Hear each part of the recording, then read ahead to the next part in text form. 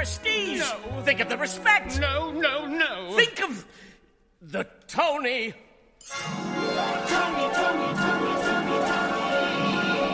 Hello, all you theater lovers, both out and proud and on the DL, and welcome back to Broadway Breakdown, a podcast discussing the history and legacy of American theater's most exclusive address, Broadway. I am your host, Matt Koplik, the least famous and most opinionated of all the Broadway podcast hosts, and it is pudding season, y'all, to quote Miss Amy Poehler. When you do award shows, you don't really want the pudding, you never thought about the pudding, but then someone tells you might be getting some pudding, and damn it, you want pudding. And, you know, that's where we're at today. We have begun the pudding season. This is Wednesday, May 1st. It has been about 27 hours since the Tony nominations came out for 2024, and there are some choices here, and all of you had opinions. I went to social media, and I asked you to submit anonymous takes on the nominees this year. The things you've loved, the things you've questioned, and the things you're like, I don't think so, not one bit, not today, Satan. Lord knows I have some of those myself. Looking back on our predictions, both with Dan Rubens and David Lynch, I gotta say, I was solid. I didn't do incredible, but I did solid. If you were to combine my predictions with my wants, I did better. And of course, after my recording with Dan Rubens, I went on to see Mother Play that afternoon, and then I went on to see Mary Jane, Hell's Kitchen 2.0, as well as Illinois and Cabaret. And this week, I am seeing The Wiz. I'm literally seeing The Wiz tonight, and then I see Uncle Vanya on Saturday, so I will have seen the entire season, and I will be doing a ranking of everything, because, you know, it's just a structured way to kind of offer a discourse about all of the shows when I'll be doing it solo. You know, it's not going to be in conversation with anybody. It's just going to be me. And so it's not necessarily a definitive ranking for the season. It's just my ranking and my explanations as to why, you know, each placement will give a kind of launching pad for my discussion and my thoughts on each one. But that'll be next week, so you have that to look forward to. Today, we are reading all of your guys' Tony nomination reactions, and I'm going to do my best to not give away too many of my own thoughts when responding to y'all. But of course, I will be giving some things away. And yeah, let's just get into it. We'll see how long this takes. And some of these might not even be about the Tony. Some of these might just be anonymous messages like they've been in the past. But we have 143 submissions. So I mean, we'll see how this goes. The most I think we've ever gotten was 90. And that still was like a 2.5 hour episode, just me alone. So Godspeed, y'all. If you make it to the end, you're all heroes. Okay, you're all Mel Gibson and Braveheart minus him actually being Mel Gibson. That's what I have to say about that. Okay, let's start with the number one, the first one. Wait a second. Is this all of them? Okay. I'm not entirely sure if my phone has loaded all of them. This doesn't seem like quite enough, but we will check. Okay. First one. If I missed anyone, I'm sorry. I'm still not entirely sure that my phone has just loaded all of them, but we'll see. Okay, first one. Here Lies Love, absolutely spot on for best score. Happy to see that. And obviously scenic design, glad it wasn't forgotten. I'm the same way. I'm very glad it got in for score. It was one of my more liked scores this season, and the scenic design you just can't deny. And I had said that in the last two episodes. You know, I think you can't nominate the Cabaret scenic design and not the Here Lies Love scenic design. They are very similar just in terms of what they did for the playing space, of how they made that whole theater transform. Obviously, Cabaret went a little more in depth with the lobby area and whatnot, but, you know, Here Lies Love was a very phenomenally designed show, and that score bops. So yeah, I'm glad it wasn't forgotten either. Next one. How many other actresses have been nominated 3 years in a row? Cara is a freaking queen, in my opinion. That is, in my honest opinion, sorry. That is Cara Young for Purlie Victorious. She got nominated for, it was Clyde's, and then it was Cost of Living, and now Purlie Victorious. There have been people nominated, you know, multiple years in a row. I know that Judith Light won 2 years in a row. She won Featured Actress in a Play for Other Desert Cities and then Assembled Parties 2 years in a row. I don't know how many people have done that. So that's a feat. I'm sure there have been other people who have been nominated 3 years in a row. You know, the Tonys have been around since the mid-40s, or sorry, the mid-50s, I should say. 49, I think, was the first year. So I'm sure it's happened. First of all, there's also designers who get nominated every single year, sometimes multiple times a year. So it is a wonderful accomplishment for Kara. She is wonderful and pearly victorious, and is definitely in my top 2 choices in that category. Moving on. What the fuck? 7 featured actress nominations. I know! And I'll be honest, I think there's some weight we could cut out. We didn't even really discuss this all that much during the predictions. We mentioned it for like a hot second, but we didn't really go fully in depth with this because this is a recent occurrence where, you know, you have the minimum, or I should say the minimum number of nominations you can have based off of candidates, right? So if it's like 9 or more candidates, you have to have 5 nominees.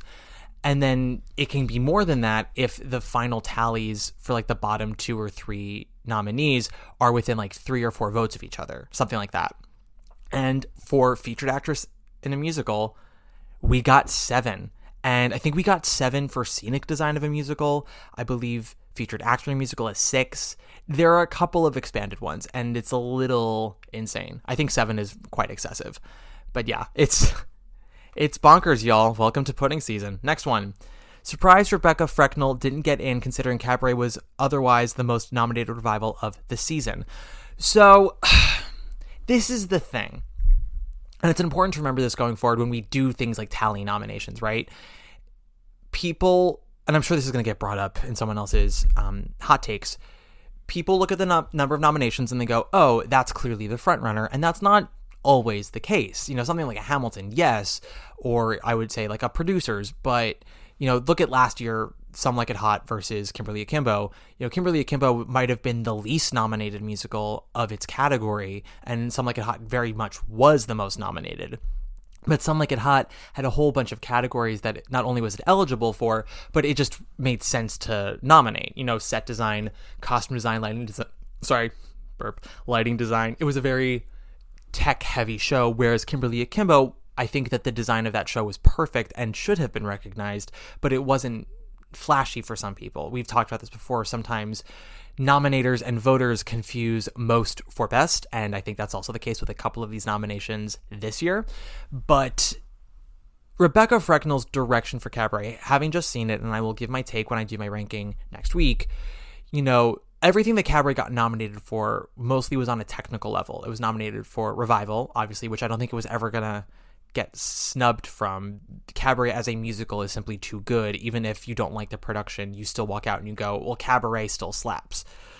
So it was nominated for that, obviously. It was nominated for scenic design, which it was never going to not be nominated for. Lighting design, which it absolutely deserves. Sound design, it deserves. Costume design, I'm less on, but, you know, I think that's sort of a weak category in musicals this year.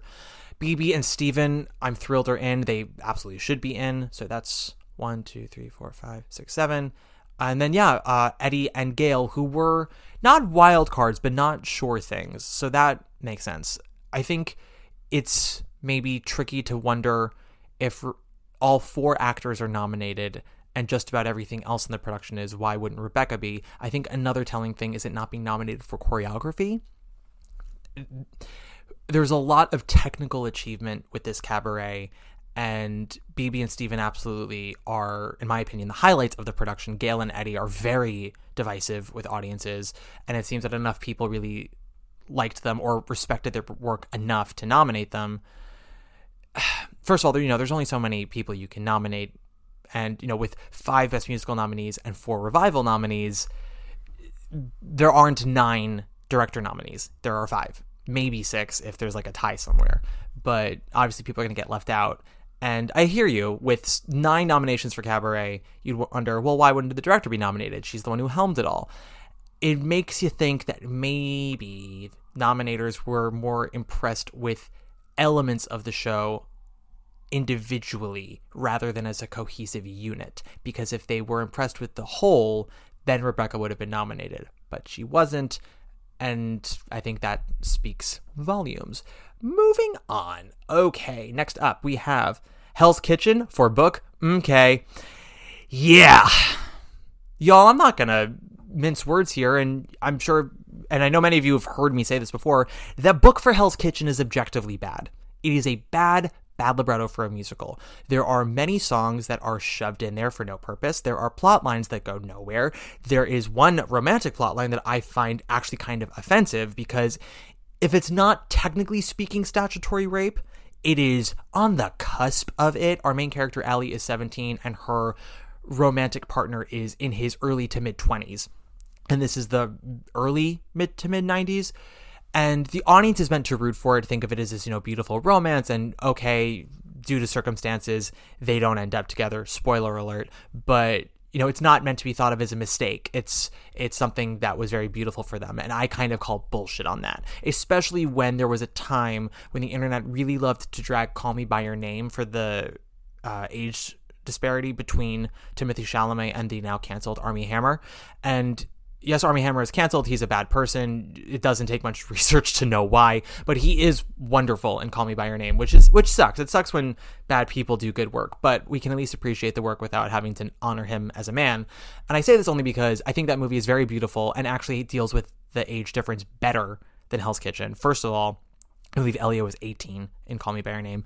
Not that a year makes a huge ton of difference, but they also show Elio's mental and emotional state in that movie, where he is in his life versus where Oliver is in his life, and also the location they're in, the time period they're in, and I'm also going to say it, the very fact that it's a queer relationship changes a lot of the dynamic. That's just how it works in this world. How the world treats you changes the temperature of whatever life you're living. And Hell's Kitchen, there's a lot of talk about the difficulties that Allie might have to face, her deadbeat dad, being biracial and all that stuff, but nothing actually ends up being hard for her. Yeah, her dad kind of sucks, but in the end, he's still kind of there. And she has heartbreak, yes, and she has loss, but she's not alone in that. She's not even really special in that. I could go on and on. Also, that book is 95% narration. It's terrible. It's a bad book. But so is the book for New York, New York. So is the book for Paradise Square. Jagged Little Pill, I think, is an awful book. And that one, granted, that was a gas leak year, but the Jagged Little Pill libretto is terrible. It is 90,000 seasons of Degrassi, The Next Generation, smushed into 2.5 hours, and nothing is resolved and nothing is explored.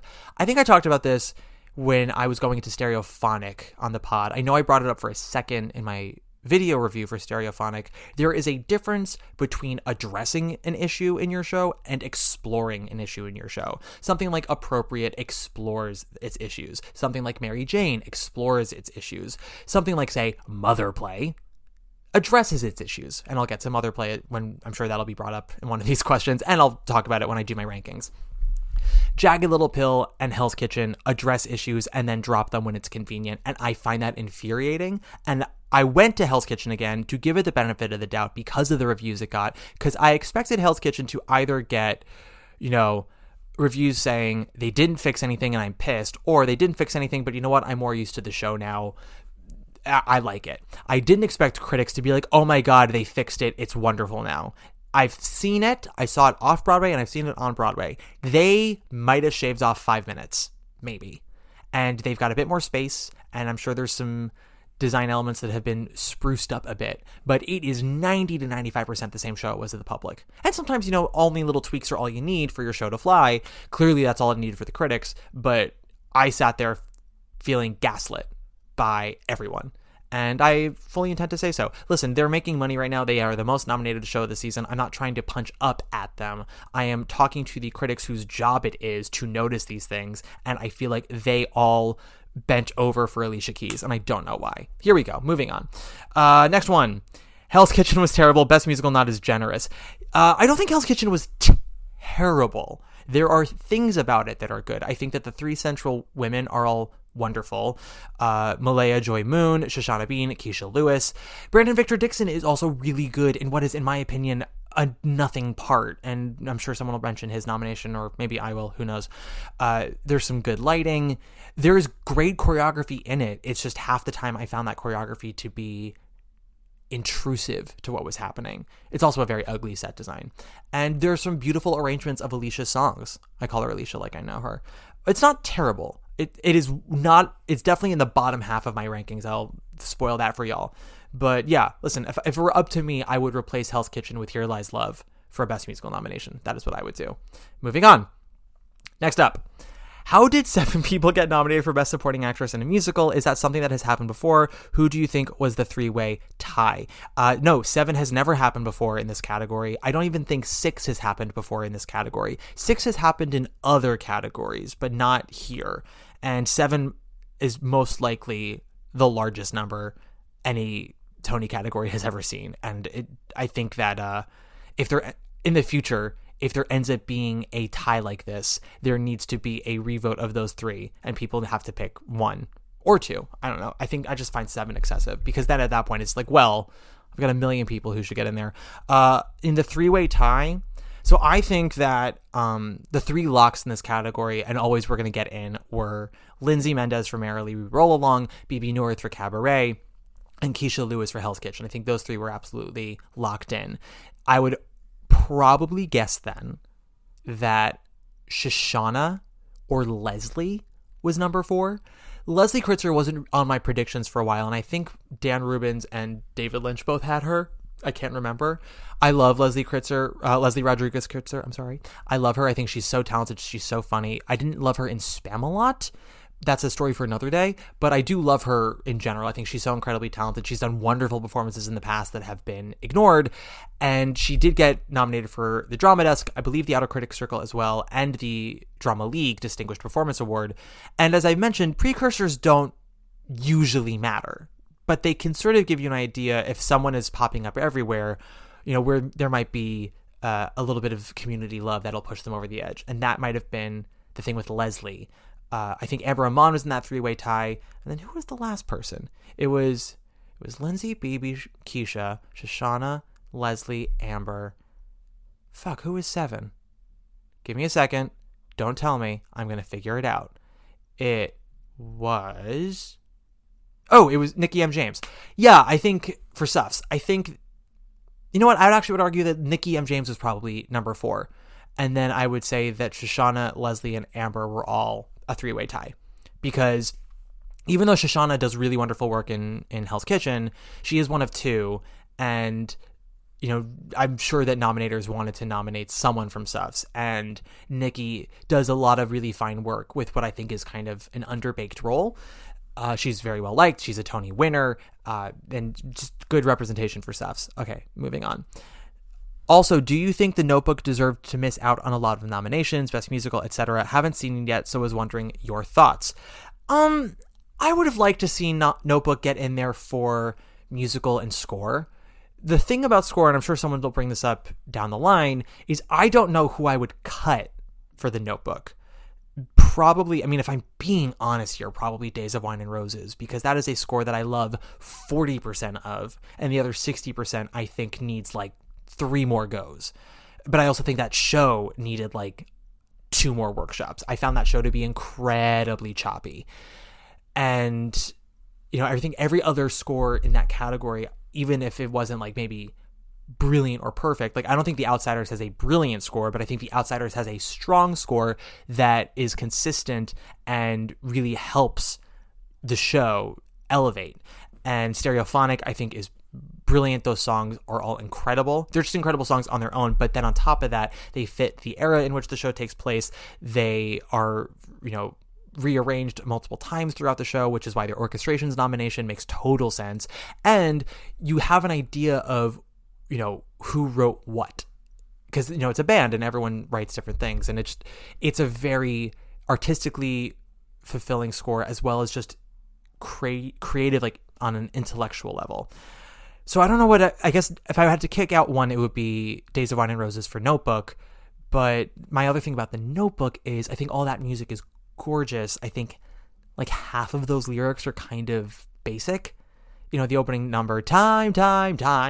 It's I would have loved if someone had kind of pushed Ingrid to be a little less concept album-y and a little more specific to the characters and the story. Because there are times when she is in the Notebook score, and when she is, it's great. I love the song that Younger, Ali, and Noah sing when they're about to have sex. I think those lyrics are great.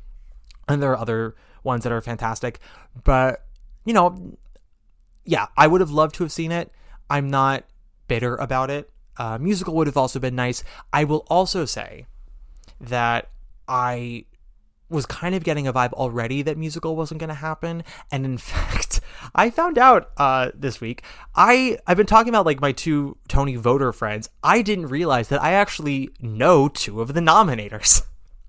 I'm not going to say who, but like all season long, I've been talking to them and, we've been sharing our opinions about shows. And I'm just like, what?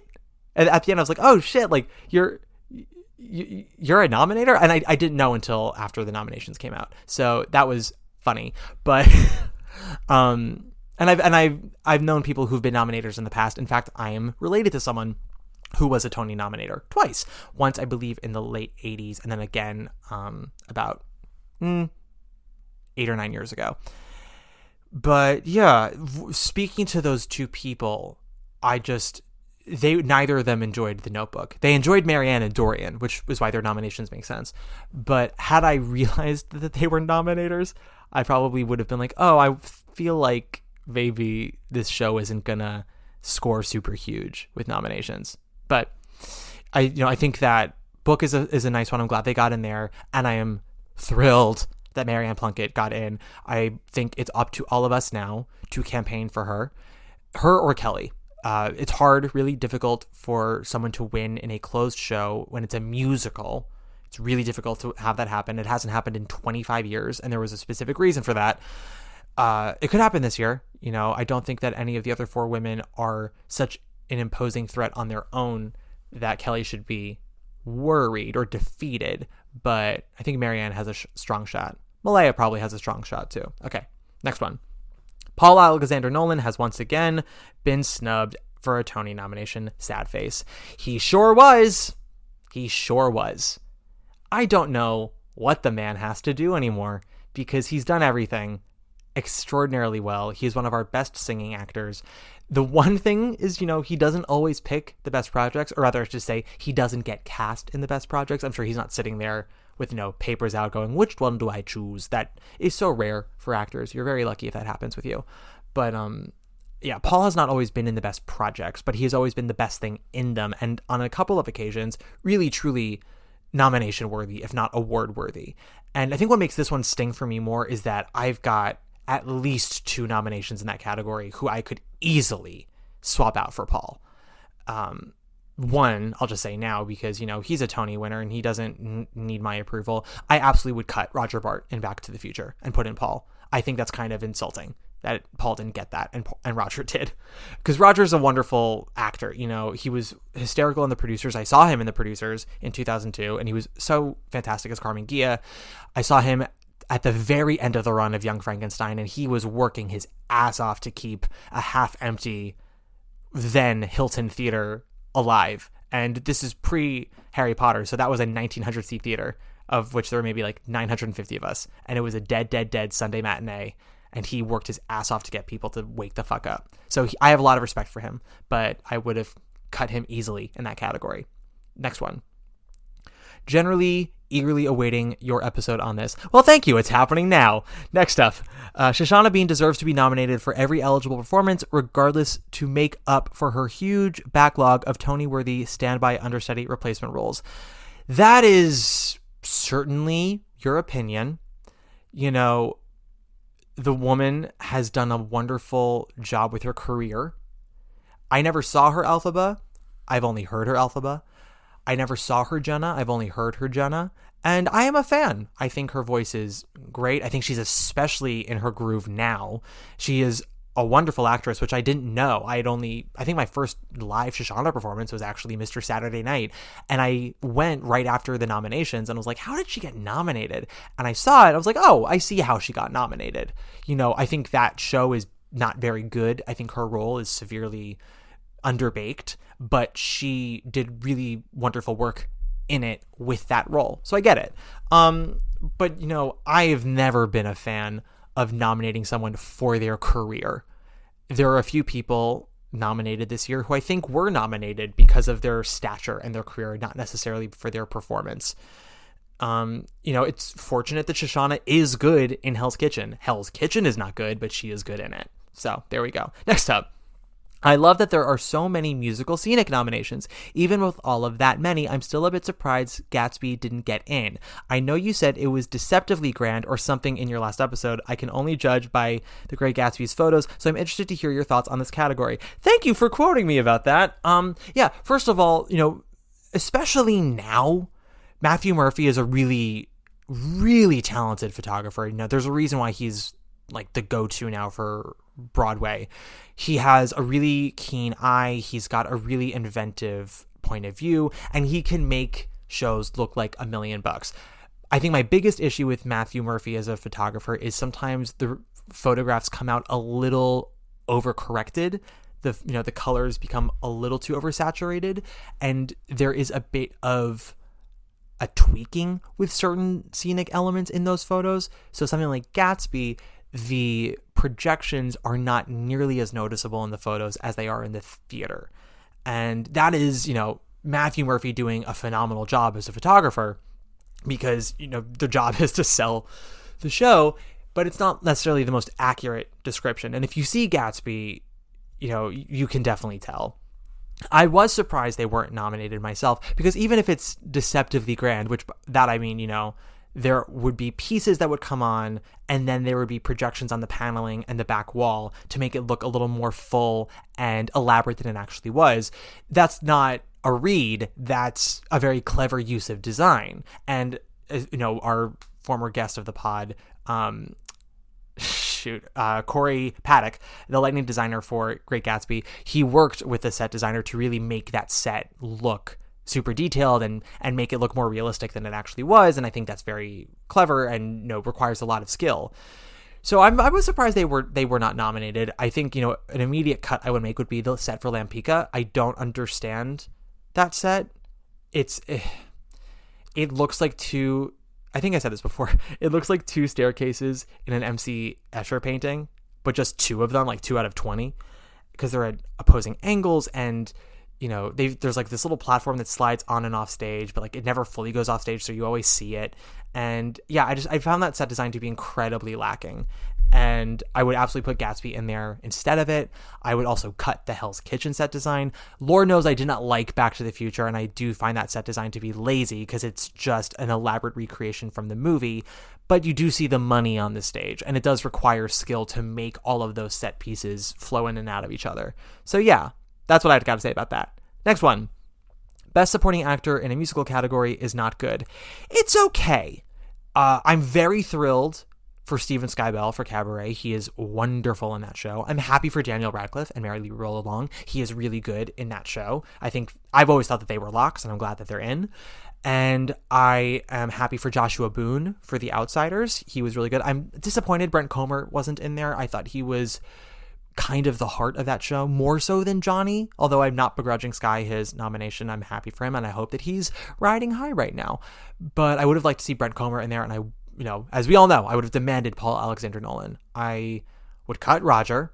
I would probably cut Sky, and I would cut Paul. Not Paul. I would never cut Paul. I would cut Brandon. Brandon, as I said, does wonderful work for a very small role. And sometimes that's enough. It seems to be enough for these nominators. It wasn't enough for me. It's star quality that he's got and a voice like butter, but ultimately when he left the stage, I didn't miss him. Not in the same way that I missed when Keisha Lewis left the stage. Next up, I wish Ricky Ubeda had been nominated for Illinois. Yeah, I forgot about Ricky Ubeda.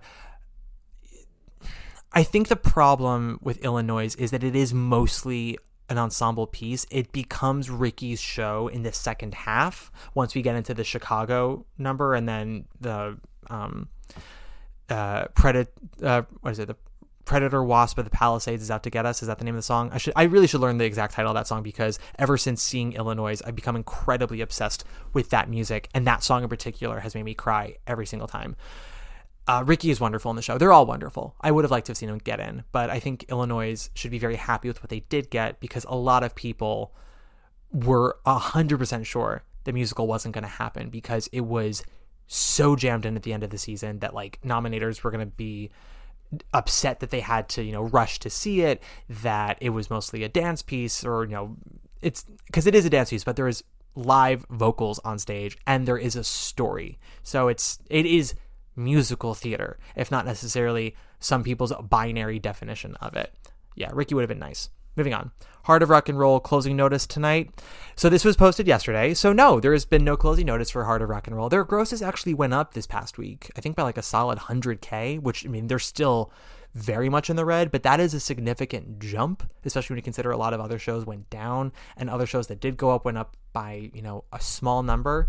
I'm hoping that word of mouth will get Heart of Rock and Roll to run for at least through the summer, and they should have gotten a Best Book nomination over Hell's Kitchen 1000%, because that book is fun. Next up, 7 nominees for Featured Actress in a Musical. Has that ever happened before? No, it has not, and I don't mean to be snarky, guys, but this is going to be a long episode, so we're just going as fast as we can. Yo, Stop Leaving Me on Red. I don't know who that is. I've never left anyone on red. Next up, no score for Notebook is crazy. Yeah, but the thing is, unless you can tell me who you would replace with Notebook, what are you going to do? I told you who I would replace, but I don't even stand by that fully. It's more sort of like a happy with one, happy with the other, or medium on one, medium on the other. Next up, Roger Bart,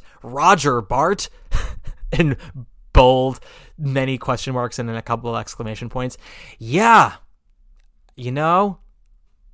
a friend of the pod, Alex Weissman, and I were actually talking about this. I think that, the night before the nominations, he has a whole spreadsheet that he did, and I don't remember this, but he confirmed for me yesterday, he did prepare me for Paul not getting in and Roger getting in. So I should have listened. I should have listened to you, Alex. Another one about Featured Actress in a Musical. 7 nominees. Absolutely wild. It sure is. No Paul Alexander Nolan. Sad face. I know. Very sad. Next up, someone writes, sorry about Paul Alexander Nolan, #RIP. It was peak dramatic irony that Roger Bart from Back to the Future was the nominee. To steal it from him, though, crying emojis. Yeah, I don't know if some of y'all are writing these sort of back to back to back, or if it's just the timing of it all. So it's funny to go on about this and then have 3 more all about it. But yeah, no, there's nothing else left to say. If you enjoyed Back to the Future, that's your right. I didn't. I don't think it's the worst musical I've ever seen. It's just one of the more insulting ones because it is such a such a copy-paste job of the movie with a score that I don't think is good. And actors in it who are very talented. And some of them are working miracles with, in my opinion, bad material. Jelani Remy is working fucking miracle with his song. But I don't think Roger is, but it was enough for some people. Next up, no sound design for Illinois is crazy. It sure is. The sound design for Illinois is pretty incredible. I wonder who I would take out, though, because I'm going to look this up now. I know that it was Hell's Kitchen, Cabaret, Merrily, Outsiders, and what was the last sound design nominee? Here Lies Love. Okay. So I am not getting rid of Outsiders. That sound design is fantastic. And of these 5 nominees, it should win. I'm not getting rid of Cabaret. Again, I'll bring up my thoughts about it next week in the rankings, but the sound design of that production is pretty fantastic. And Merrily, I don't think I can do it. While it's not necessarily the most intricate or obvious sound design, you do feel like you are engulfed in the music while being able to hear every single word of those lyrics, which is hard to do. And something else I mentioned was the orchestrations. I think 14-piece band makes it sound a lot fuller, and part of that is the sound design, so good for them. So it's down to Here Lies Love and Hell's Kitchen. I will say, much as I do not like Hell's Kitchen, it does actually have a pretty good sound design. Here Lies Love also had a good sound design, but it was a bit more rock concert-y. I would absolutely put Illinois in instead of either of them. I'm not going to choose which one, but if you're like, oh, it should be, Hell's Kitchen, then yeah, put in Illinois instead of Hell's Kitchen. Or if some of you are like, it should be Here Lies Love, put in Illinois instead of Here Lies Love. But yeah, it should be in there for either one of them. Next up, we have Best Book nomination for Water for Elephants is a joke, but I guess it was a weak season for book. To be honest, I wish Illinois had gotten in that category. Yeah, this has been not a good year for books of musicals. I think of our 5 nominees, The Notebook is a good option. Outsiders is a very good option. I'll give Suffs a nomination, even though I don't think that book is as strong as its score. It is not a disaster of a book, which unfortunately is the bar we've set this year. Hell's Kitchen, get it the fuck out of here. That's where Heart of Rock and Roll goes. And then, yeah, I would probably put in Illinois over Water for Elephants. I think because Illinois is much more, not esoteric, but and not even avant-garde, but maybe more abstract than something that's sung through like Les Mis or Evita or Hamilton. It's harder for nominators to look at the Book of Illinois and really think of it as a book, because it is a structured story, and those songs are used in ways that doesn't just make it like a concert. And they also give you a little journal in the playbill to help make sense of the book if you're having trouble with it. Although I didn't really have any trouble with it at all. It's a pretty, easy story, but it's just very, very touching in its simplicity. So yeah, I would have liked that as well. The Water for Elephants book, it's not, I don't think it's terrible. I think it's fine. It's perfectly okay. Also way overuses narration, but it does make some interesting changes to the original story to make it more adaptable for musical theater without changing the tone, without changing the point of view. I think the weakest thing of Water for Elephants is the score, which it wasn't nominated for, thank goodness. Or not thank goodness, but I don't think that score was necessarily award worthy. So for a show that got nominated for Best Book and Best Musical, I'm not upset that Water for Elephants didn't get a score nomination.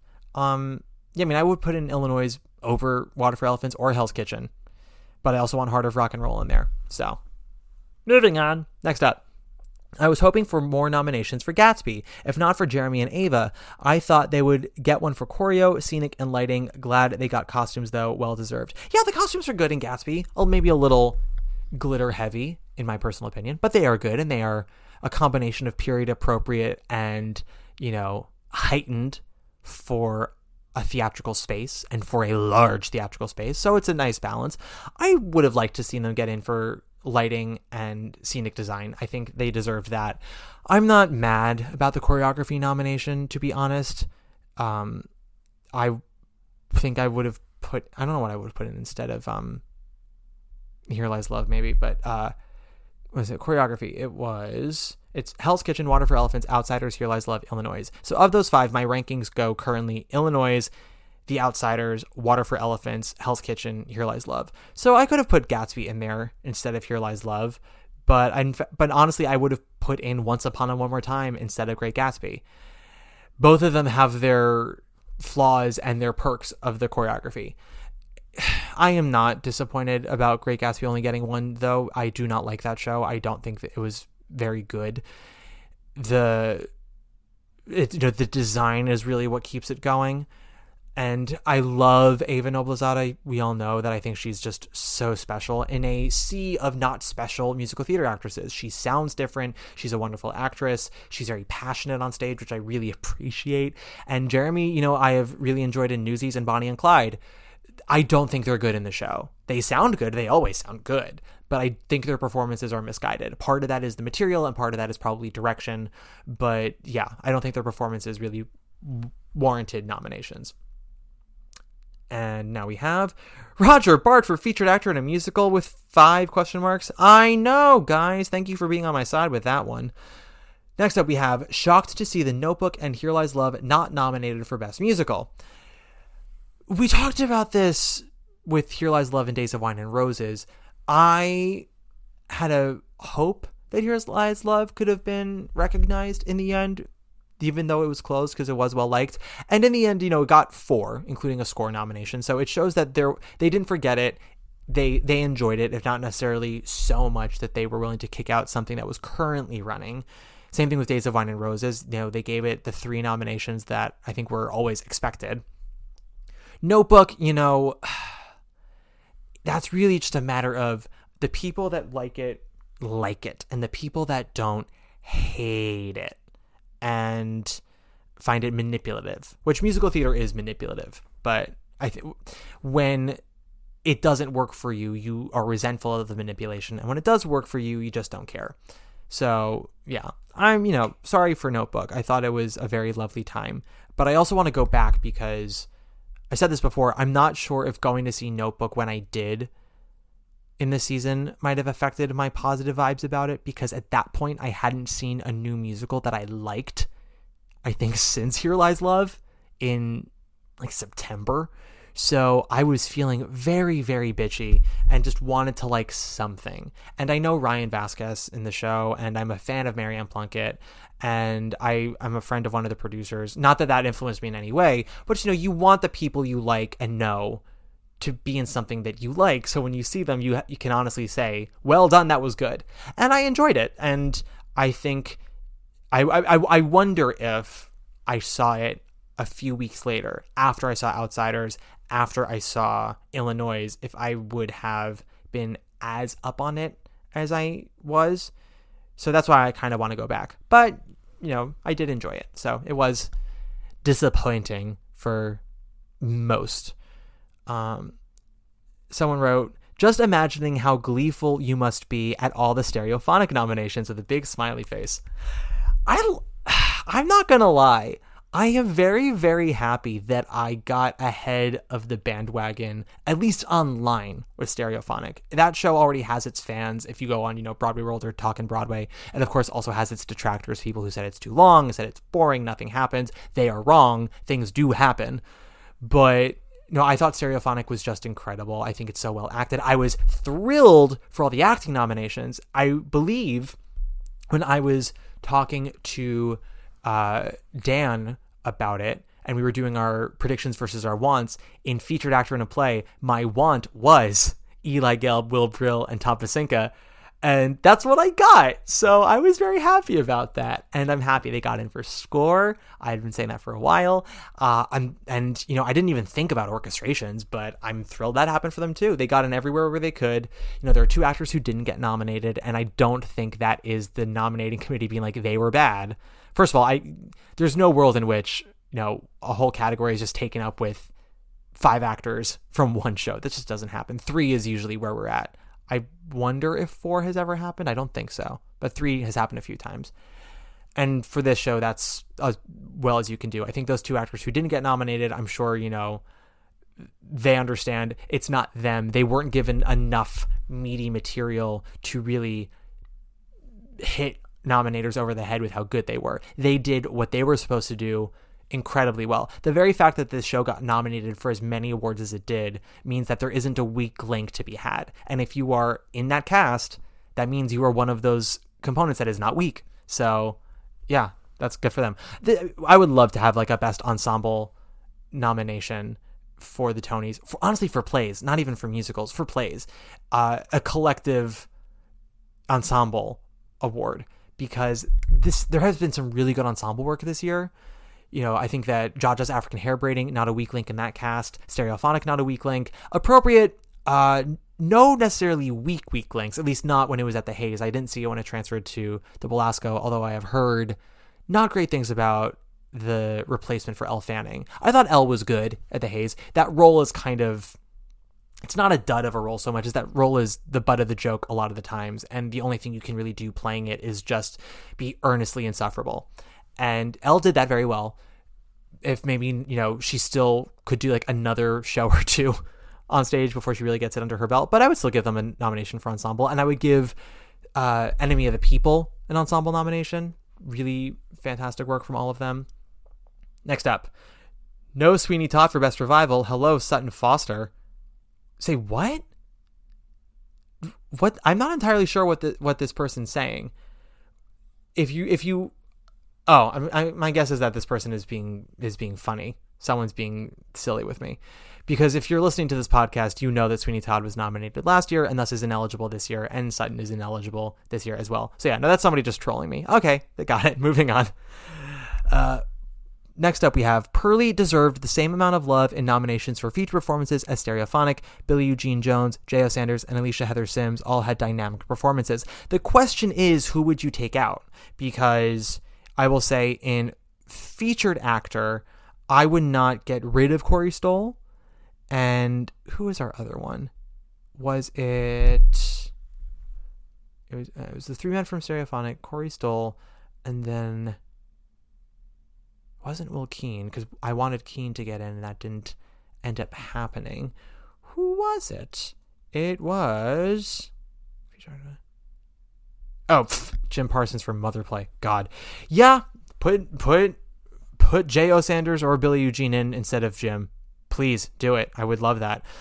I would put in Jay over Billy. I said this last time. I think Billy is such a wonderful actor. I loved him in Fat Ham, and I thought he was wonderful in Pearly Victorious. But similar to the two gents from Stereophonic, I don't think Billy's role was really an awards grabby role. It was, there just wasn't enough stage time for me. And yeah, Alicia was wonderful in Pearly, but I think that Kara was the right one. Again, especially when there's so many others. If you had to take someone out, a featured actress in a play, I would take out either Celia Keenan Bolger or Quincy Tyler Bernstein for Doubt and Mother Play. But I would much prefer either Natalie Gold for Appropriate, Victoria Pedretti for An Enemy of the People, one of the many actresses for Jaja. That's if Jaja doesn't get any acting nominations, I can't be mad that Pearly Victorious quote unquote only got two. But I did enjoy Pearly, and I'm glad that they got the love that they got. I haven't seen any of the nominated Best Musicals or listened to parts of new scores, but I can usually tell when I'd be drawn to. I think you mean what I'd be drawn to. Even before today, I was thinking, I think Matt Has Rights seems like a fairly underwhelming season for a new musical. Oh, sorry. I think Matt was right. Sorry, that's what they wrote. They wrote, I think Matt was rights, but they're trying to say, I think Matt was right. Seems like a fairly underwhelming season for new musicals. It is an underwhelming season for new musicals. My favorite score of a musical this season is one that isn't eligible, and that is Illinois. The music in that is just so devastatingly gorgeous. And, I think that Days of Wine and Roses has pockets that are fantastic. I think the first 15 minutes of Days of Wine and Roses is gorgeous musical theater storytelling, and then it turns into a choppy show. Here Lies Love, very glad it got recognized. I don't find that show to be as deep as they pretend it is, but it is a very boppy show and a very impressive technical feat. Outsiders, obviously, I think a lot of people had spoken to me that they found the lyrics for Outsiders to be kind of pedestrian, and yeah, they are. They're pedestrian lyrics, but they make sense for the characters and the atmosphere, so I'm not going to be quoting any of them as poetry anytime soon, but they don't embarrass me as much as some other lyrics this year. Cough, cough, Great Gatsby. Yeah. I take a listen to some of the scores. They're not all bad. There are some pretty solid ones. And I will say Suffs is actually a pretty strong score. It's not perfect, but there's a lot of really great stuff in there. Shayna is a very intelligent and talented woman. Let's do two more and then we'll take a break. Next up, why are the nominees for supporting in a musical so much more numerous than the leads? What determines how many they are? Many there are. Ties. It's ties, I want to emphasize to everyone, and I know if you listen to this podcast regularly, you all know this, but remember it so you can tell other people, because if there's one thing about theater fans that I wish they would be better at, because movie fans, like movie Oscar buffs, absolutely understand how Oscar voting works. They understand how the nominations work. They're up to date on any changes to the system. A lot of theater fans have no idea how Tony nominating or Tony voting works. They just make up their own narratives because that's easier. And it annoys me because, if you claim to be a theater fan, know how it works before you have an opinion about it. And I'm not saying this person asking this question is, anything like that. They asked a question because they want to know. But I'm telling you now so you can know and tell people down the line, because we need to make sure that when people spew idiocy online that we can correct them. It is for however many candidates there are for a category that determines the minimum number of nominees. So if it's lower than 9 candidates, then it's 4. And I believe Best Actress in a Play was going to be 4 minimum. And it ended up being 5, which means that there was probably a tie or close to a tie between Amy Ryan for Doubt and Betsy Item for Prayer for the French Republic. Because it doesn't have to be an exact tie. I believe it has to be within 3 or 4 votes. Yeah, something like that. And there are something like 53 nominators in the committee. It used to be like less than half of that, only, a decade ago. So they've expanded to have more points of view and to, keep certain shows from necessarily dominating, although that doesn't seem to be working. But there were, I think, 8 or 9 nominators who had to recuse themselves because they were either eligible this year, like Whitney White for Jaja's African Hair Braiding was eligible, so she had to recuse herself from nominating. And then some people, it's either your spouse or a family member or you are involved in a show in some way, you have to recuse yourself. So out of 45 nominators, that means, a good number of them had all voted for 3 actresses in featured, and the tallies were close enough that they all had to get in. Again, it's not exact. It's not, they have to be the exact number, but within 3 or 4 votes of each other. So that's how that happened. Next up, I love Jaja's, but I'm honestly wondering if they got too many design nominations that they didn't necessarily deserve, specifically set and sound. They absolutely deserved a sound nomination because of what they do with those televisions. That is a wonderful nomination. And there isn't, outside of maybe An Enemy of the People, which makes what is ultimately an unmiked show ricochet throughout a very intimate theater, I can't tell you that there's another play this year I would give a sound design nomination to. I think Jaja's is a wonderful choice. These are all 5 of these are great. This is a great category. It's Jaja's, Mary Jane, Grey House, Appropriate, and Stereophonic. And I can't recall if it was Dan Rubens or if it was David Lynch who had said with Mary Jane that there is really extraordinary sound design in that show that is not obvious, but the way it's done is very important to the plot and is very effective. So those are all wonderful. Scenic design, I didn't love the set for Jaja, but the way that they created that salon, there was a lot of character to each station. The whole thing felt incredibly lived in and relatable. So I get that. If maybe it wasn't like the most impressive or theatrical design out there, it's like a Prayer for the French Republic or something. But I'm not mad about it. I think they got, and I'm also so happy they got in for costumes.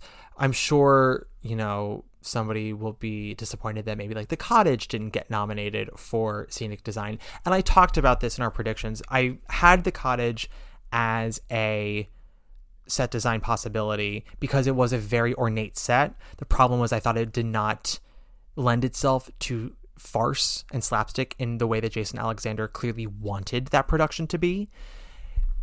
So that wasn't terribly disappointing to me. And I think Grey House could have gotten in there. Ultimately, of the 5 design nominees for set, the one that I'm kind of least happy with is Pearly Victorious, which was a fine set and had a beautiful reveal at the end. That reveal was stunning. But the rest of the time, I thought that set was just sort of okay. We'll do one more, and that last one is Hell's Kitchen might be one of the worst new musicals of the season. I was surprised by the reviews, but sure, whatever. But 13 nominations, absolutely ridiculous. 13 nominations is ridiculous. I can think of at least 4 categories it has no right to be in. Or I should say 4 categories that I would take it out of. We'll see what happens with this show. I personally think that it's not going to win musical. I think it's down to Suffs and outsiders. Something that a friend of mine who works in awards pundit for the Tonys said to me at a party recently was the Tony Award voting pool tends to not vote for jukebox musicals if they can help it. It happens sometimes. It happened with Moulin Rouge because it was the only one of 3. Or rather say, all 3 of those were jukebox musicals, and that was obviously the most popular one and the most quote-unquote artistically fulfilling of them. And then another jukebox musical I don't think had won prior to Moulin Rouge since Once in 2012, but I don't know if we can really count Once because those songs were written for the story. It was the movie, but it was that story. It's Calling Like Xanadu, a jukebox musical. Those songs were written for it, and I think Once might have even had 1 or 2 extra songs added for it. But yeah, it wasn't like the catalog of a person. So I don't think anyone considered Once a jukebox musical. So the last like tried and true jukebox that won was Jersey Boys in 2006, which was, we're talking like a 15 year gap between jukebox musical wins. And Jersey Boys, its biggest competition was definitely Drowsy Chaperone, which was artistically very well received and was a popular show, if not like the runaway smash The Color Purple and Jersey Boys were. But Jersey Boys was just simply too much of a juggernaut to ignore, which is what got it that. Contact won in 2000, and that wasn't a jukebox so much as a dance piece with canned music. Contact also very popular show, very well received, and of the best musical nominees, one was another musical Swing with no original score, and then James Joyce's The Dead, which either was about to close or had just closed, and then Michael John LeCuse's The Wild Party, which while I love and a lot of the community loved, that was never going to win. So those are those three of this century alone. And then after that, you've got things like Crazy for You and Ain't Misbehavin' and Jerome Robbins Broadway. Do we really count those as jukebox musicals? I don't. In terms of like True Blue, how we think of jukebox musicals now, like a Mamma Mia, Jersey Boys, we've only had two, Moulin Rouge and Jersey Boys. So my friend said he doesn't think it's going to be Hell's Kitchen. He thinks it's going to be Suffs or The Outsiders. It's not going to be Illinois. It's too abstract. It's a very limited run. So unless they win and hint that they will extend to the end of the year or something, I don't think it's going to be them. But Illinois is beautiful and it would probably be my vote right now, with Outsiders as a second and then Suffs as a third after that. Unless, Hell's Kitchen really just campaigns like a motherfucker, which they might. They were already campaigning really hard for nominations. So it might work for them for awards as well. But, you get 13 nominations. That's a lot of Tonys that you can lose. They already can't win any more than 12 because they've got Shoshana and Keisha in one category. But they're not winning featured actor. That's going to either Daniel Radcliffe or Steven Skybell, in my opinion. Keisha has a really good shot. It's, I think, down to her, BB, and Lindsay. But so we're already looking at 11 there. I think Book is out, so that's 10. They're not getting direction. That's going to go to Maria Friedman, so that's 9. I don't think they're getting choreography. That's going to go to Justin Peck, so that's 8. I don't think they're getting orchestrations. I don't think they're getting set or costumes. So, we're looking at like 13 nominations, and if they win musical, 5 awards, maybe 6, but I think 4 or 5, and that's not really like a juggernaut number to go off of. Look at MJ versus Strange Loop. MJ gets 4 wins, but not musical. Strange Loop gets 2, including musical. Sometimes, you don't need to win a million awards, you just need to win the most important ones. But something like Hell's Kitchen, I think they do need to win more than that. All right. That is this first batch. Let us take a quick break. Billy, I beg to differ with you. How do you mean? You're the top. Yeah? You're an arrow collar. You're the top. You're a Coolidge dollar. You're the nimble tread of the feet of Fred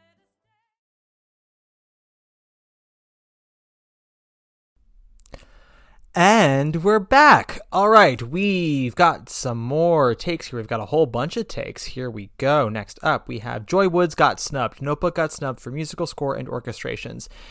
I like Joy. I thought she was so charming in I Can Get It For You Wholesale, and I liked her in Notebook. I'll be honest, of the two younger Allies, the one I liked more was Jordan Tyson.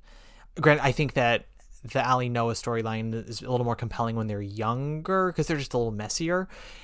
I wanted a bit more bite from Joy's performance. She sings like a fucking, gladiator, but I think I just wanted her to be a little more combative with Ryan on stage. So I don't think she got snubbed, especially when there's really no one in that category that I'm angry about so much that there are people that I'm like, I don't think they need to be here. I don't think that's necessarily important. We've mentioned musical, we've mentioned score. I will say the orchestrations are truly lovely, but also, about most of these orchestrations are also really good. I think if I had to kick one out for Notebook, it would probably be Hell's Kitchen. Although I will say, despite how much I dislike that show, I do think that the arrangements are very solid. Next up, Again, we have someone mentioning the 7 nominees for scenic design for a musical, but only 5 for nearly all other categories. If all categories have the same number of submissions, 1 per show, how did this category get so many? I do not know the process of nominations. Thanks. Another person. So I said it before, I'll say it again, and I want everyone to listen. If we get another question about this, I will move on, because at this point, y'all just know how it works. You, as a nominator, put in your ballot for 5, everyone, or 4, depending on, the number of candidates. So I think every nominator had to submit 4 for Best Actress in a Play, and everyone had to submit 5 for Scenic Design of a Musical, as well as all the other design categories. And it so happens that probably Back to the Future, Lempicka, and Hell's Kitchen all were within 3 or 4 votes of each other, so they all got in. So that's how that happened.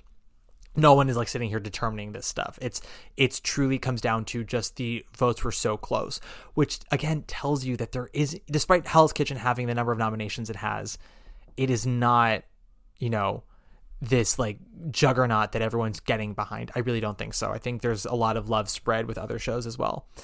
Next up, thought of you with those 3 stereophonic featured actors. Thank you for thinking of me. Thank you so much. I hope they think of me too. I put it into the universe for them. Ali Bonino should have been nominated. I knew she wouldn't be. She is perhaps my favorite performance in Suffs, and she's a candidate for one of my Tony categories that don't exist that I will post at the end of May, first week of June, somewhere at that point, because she is doing wonderful work in that show. But it is a relatively, not quiet, but subtle performance, I guess I want to say. It's not as showy a role, and she doesn't have her big song is at the very end, and it's not the standing my ground, pissing on the floor kind of song that Nikki M. James has when she was like, I will not wait my turn. It's something like that. If her number was maybe a bit more like that, perhaps it would have happened. But it's rare when actors in musicals give a soft performance and nominators respect that and recognize it. It's why I was so thrilled that all 3 ladies from Fun Home were nominated for featured actress, and that Beth Malone got in, because those were soft performances. But that's a soft show, and you cannot give a Patti LuPone and a Vita performance in Fun Home. You will be laughed out of the theater. Next up, how does the math to get 7 featured actress in a musical nominations? I've said it. We're moving on. LOL, Roger Bart. That's another one. Someone else writes, Suffs still a contender, nominated in the Big 4 for new musicals, even with fewer total nominations than Hell's Kitchen and The Outsiders. I agree. I talked about this before. You don't have to have the most nominations to be the big dog in the end. Avenue Q ended up winning musical, score, and book, and it did not have nearly as many nominations as Wicked. Drowsy Chaperone had more nominations than Jersey Boys, and that ended up winning the big prize. You don't have to be nominated for everything. You just have to be nominated for the right ones. And I will say for musical, the 2 categories that are most important to get nominated for are book and director.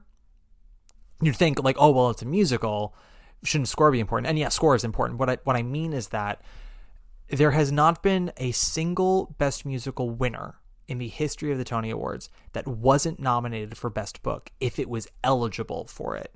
So something like Fosse and Amos Behaven did not win Best Book because they were not eligible for Best Book. But Contact was, and Contact got a nomination. Jersey Boys was, they got a nomination. You can win Best Musical and not be nominated for Best Director. It's a lot harder, but it can happen. It has happened. Not often, but it has happened. Book has never happened. And it's what made me realize that Six was never going to win when they lost a Best Book nomination. And also it's what makes me think that Illinois won't win. In addition to it being a limited run and also being sort of an avant-garde dance piece, it not getting in for director or book, I think shows that the voting pool will not have confidence in voting for it for musical. They'll give it choreography, or at least they fucking better. I would like for them to give it orchestrations. Those arrangements are stunning. And if not that, then stereophonic. But no, I think Suffs has a good shot. They got nominated for book, score, musical, director. Those are 4 you absolutely have to get. And then they got an acting nomination. That's a big one. And then 1 design nomination. And it was a good one. They were never going to get in for set. The lighting is also not the most impressive. And I don't think they were ever going to get choreography. But I think they're a big dog. And I think Outsiders is still a big dog.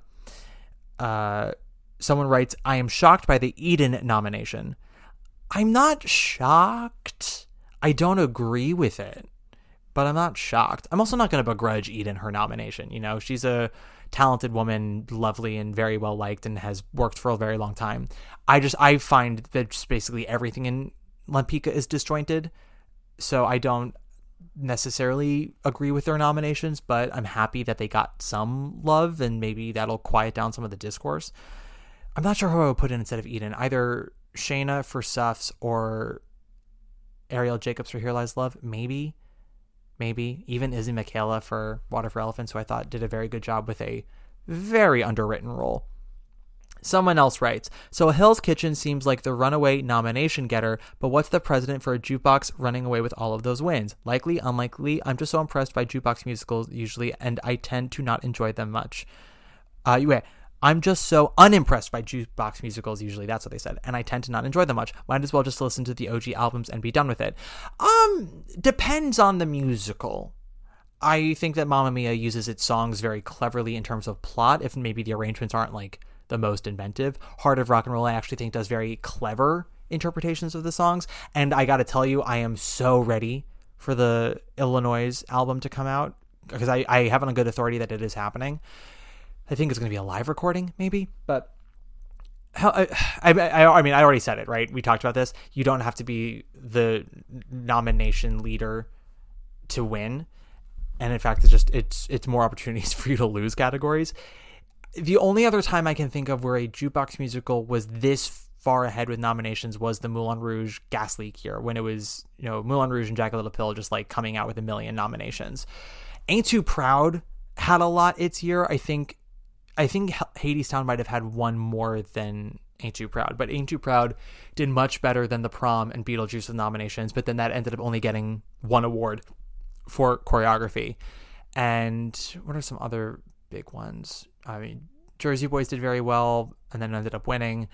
Mamma Mia got a good chunk. It was nominated for musical, book, actress, supporting actress, and I think orchestration. So those are 5 big ones. And then won none of them. But yeah, Hell's Kitchen might be the most any jukebox musical has been nominated for in a year where there were other scripted shows. But yeah, no, there's not really a precedent for jukebox musicals like a Hell's Kitchen or a Mamma Mia winning all that often. It happens rarely. By the time you reach this comment, I'm sure that you will have already discussed it and thrown a shoe. But here it is. Paul Nolan, give him a Tony already. Well, everyone, I am currently barefoot, so both of my shoes have been thrown. And it is indeed for Paul. We throw our shoes for Paul. Next up, Uncle Vanya and Doubt were my 2 most anticipated shows of the season. Seems that was a miscalculation on my part. Me fucking too. I don't see Vanya till Saturday, but that cast, Heidi Schreck, Lila as the director, I thought it was going to be the event of the year. And apparently all of those wonderful elements did not congeal to a beautiful product. I will see it for myself shortly enough, but yeah, that's the buzz I've been hearing. And then Doubt, I would be very interested to see how it would have been with Tyne. And she was really my reason for being so excited about it. This revival of Doubt was fine. I do not think it was, a highlight of the season. What it did was that it proved to myself and others that Doubt is a good play, because this was a perfectly average production IMO. And it still ran, so it sold very well. It got solid reviews, and they did get 3 nominations. So I think a lot of that has to do with the fact that John Patrick Shanley just wrote a very good play. He wrote a very, very good play. Next up, so few shows from summer, fall 2023 were even acknowledged. It makes me wonder how that will change the theater landscape going forward. I mean, it's not that those shows opened so soon. It's that so many of those shows, in my opinion, weren't terribly good. I mean, as much as it's fun for me to say Justin Guarini and the choreography for Once Upon a Warmer Time, I thought that show was bad. I think Back to the Future is bad. I did not care for Harmony. I did not care for How to Dance in Ohio. I did not care for Spamalot.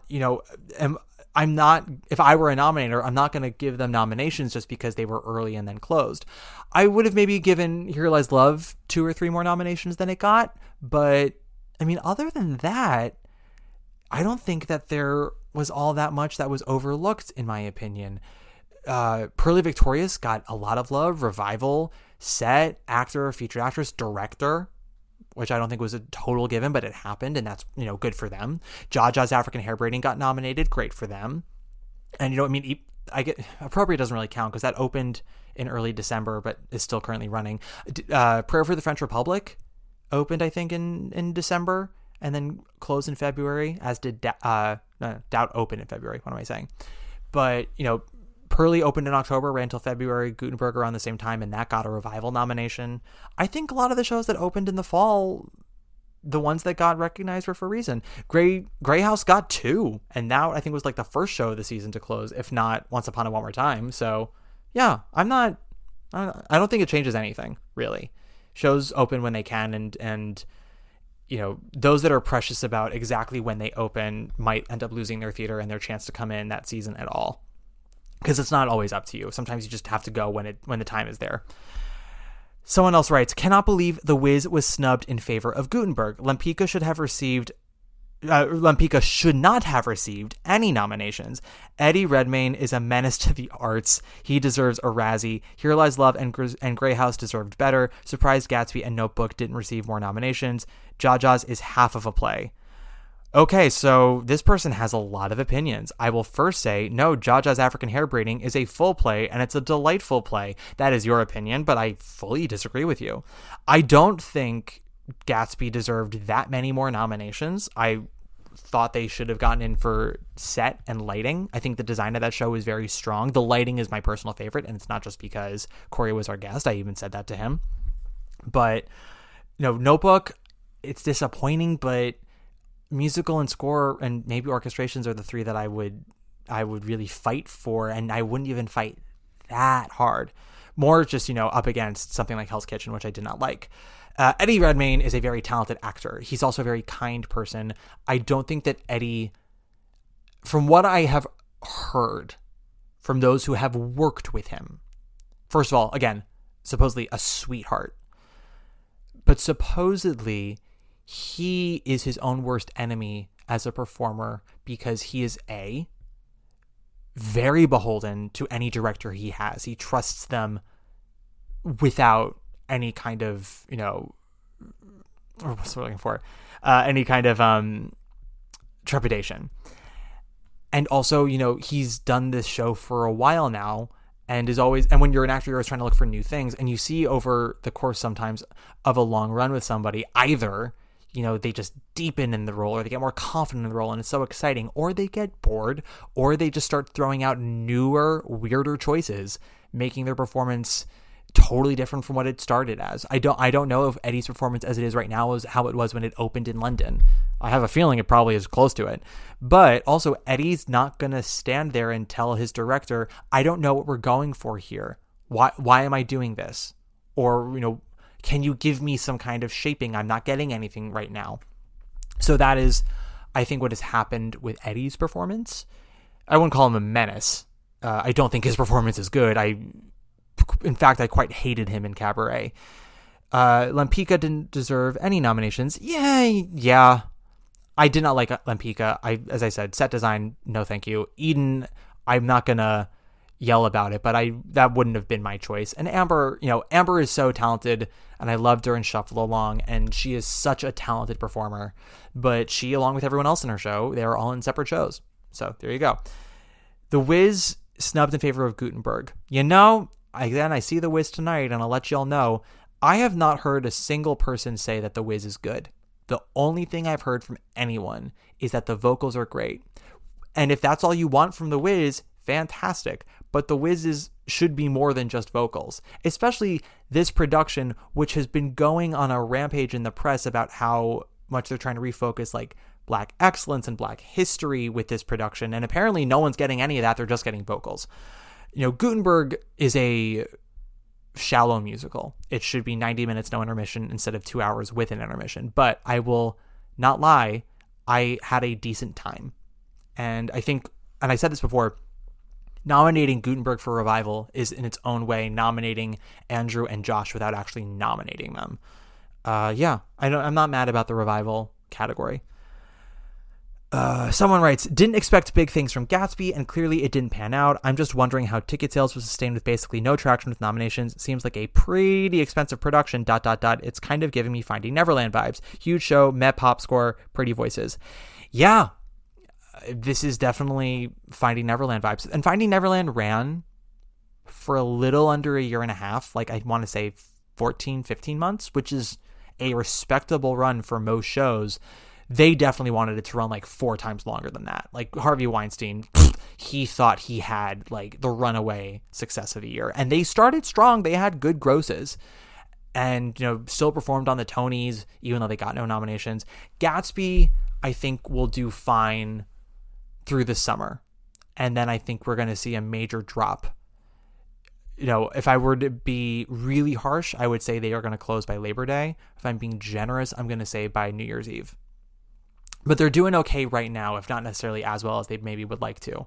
But that's true of most shows. The only shows right now that are just like really growing and surprising are The Outsiders and Hell's Kitchen in terms of their sales.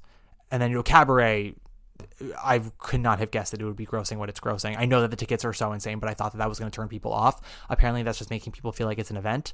And I'm thrilled for Merrily that they've, you know, continued so steadily as they have. I never thought that that would happen. And yeah, and then The Wiz doing amazingly well. But yeah, I wonder what's going to happen with Gatsby. Someone writes, yay for a little bit of love for Here Lies Love, but not for Scenic. It did get a Scenic Design nomination. You know, Louis Fertel, who has a podcast called Keep It, he just did a whole episode about the Tonys with his co-host, and he very wrongfully said, I mean, he might have corrected himself. I only listened to the first 20 minutes and then I had to stop because he just kept getting so much wrong about the Tonys. But he was like, oh, Here Lies Love got nothing. I went, no, they got 4. They got score, set, sound, and choreography. So no, they got in for set. Next up. Oof, on The Notebook, I wasn't a fan, but going into this season, the word of mouth had that as a frontrunner. Oh, how things change. That's sort of the thing, right? Because Outsiders went out of town where the reviews were mixed and everyone kind of reported that it needed a lot of work. And then when it transferred, we were all like, oh, really? You're not going to take more time to work on it? Maybe they have worked on it. I'm not entirely sure exactly how much has changed between California and here. But, you know, Outsiders opened to not necessarily fanfare, but the reviews were solid, if not like raves. They were very solid reviews, respectful reviews. And the word of mouth for The Outsiders has been really incredible, I think, because the expectations were so low. Notebook came in on this wave from Chicago where everyone expected The Notebook to be this treacly, eye-rolly disaster, this big Y musical, and it exceeded their expectations in Chicago. So we were like, okay, here we go. This is the big one, especially when the fall kept disappointing, which connects us to that previous question of like, oh, so few shows from the fall and summer were recognized. And I said, no, not many of them deserved to be. I just remember with each new musical coming out, we all would be like, The Notebook is coming. It's coming. It's coming. And, you know, everything will be fine. That's our front runner. And pretty early on in previews, people were slightly disappointed. And I can understand why. There's a lot of beauty to The Notebook. It's not perfect.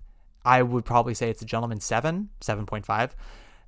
And I would like to go back to adjust that score, but I can only go with what my immediate reaction was. And it's funny how things change, right? Next up.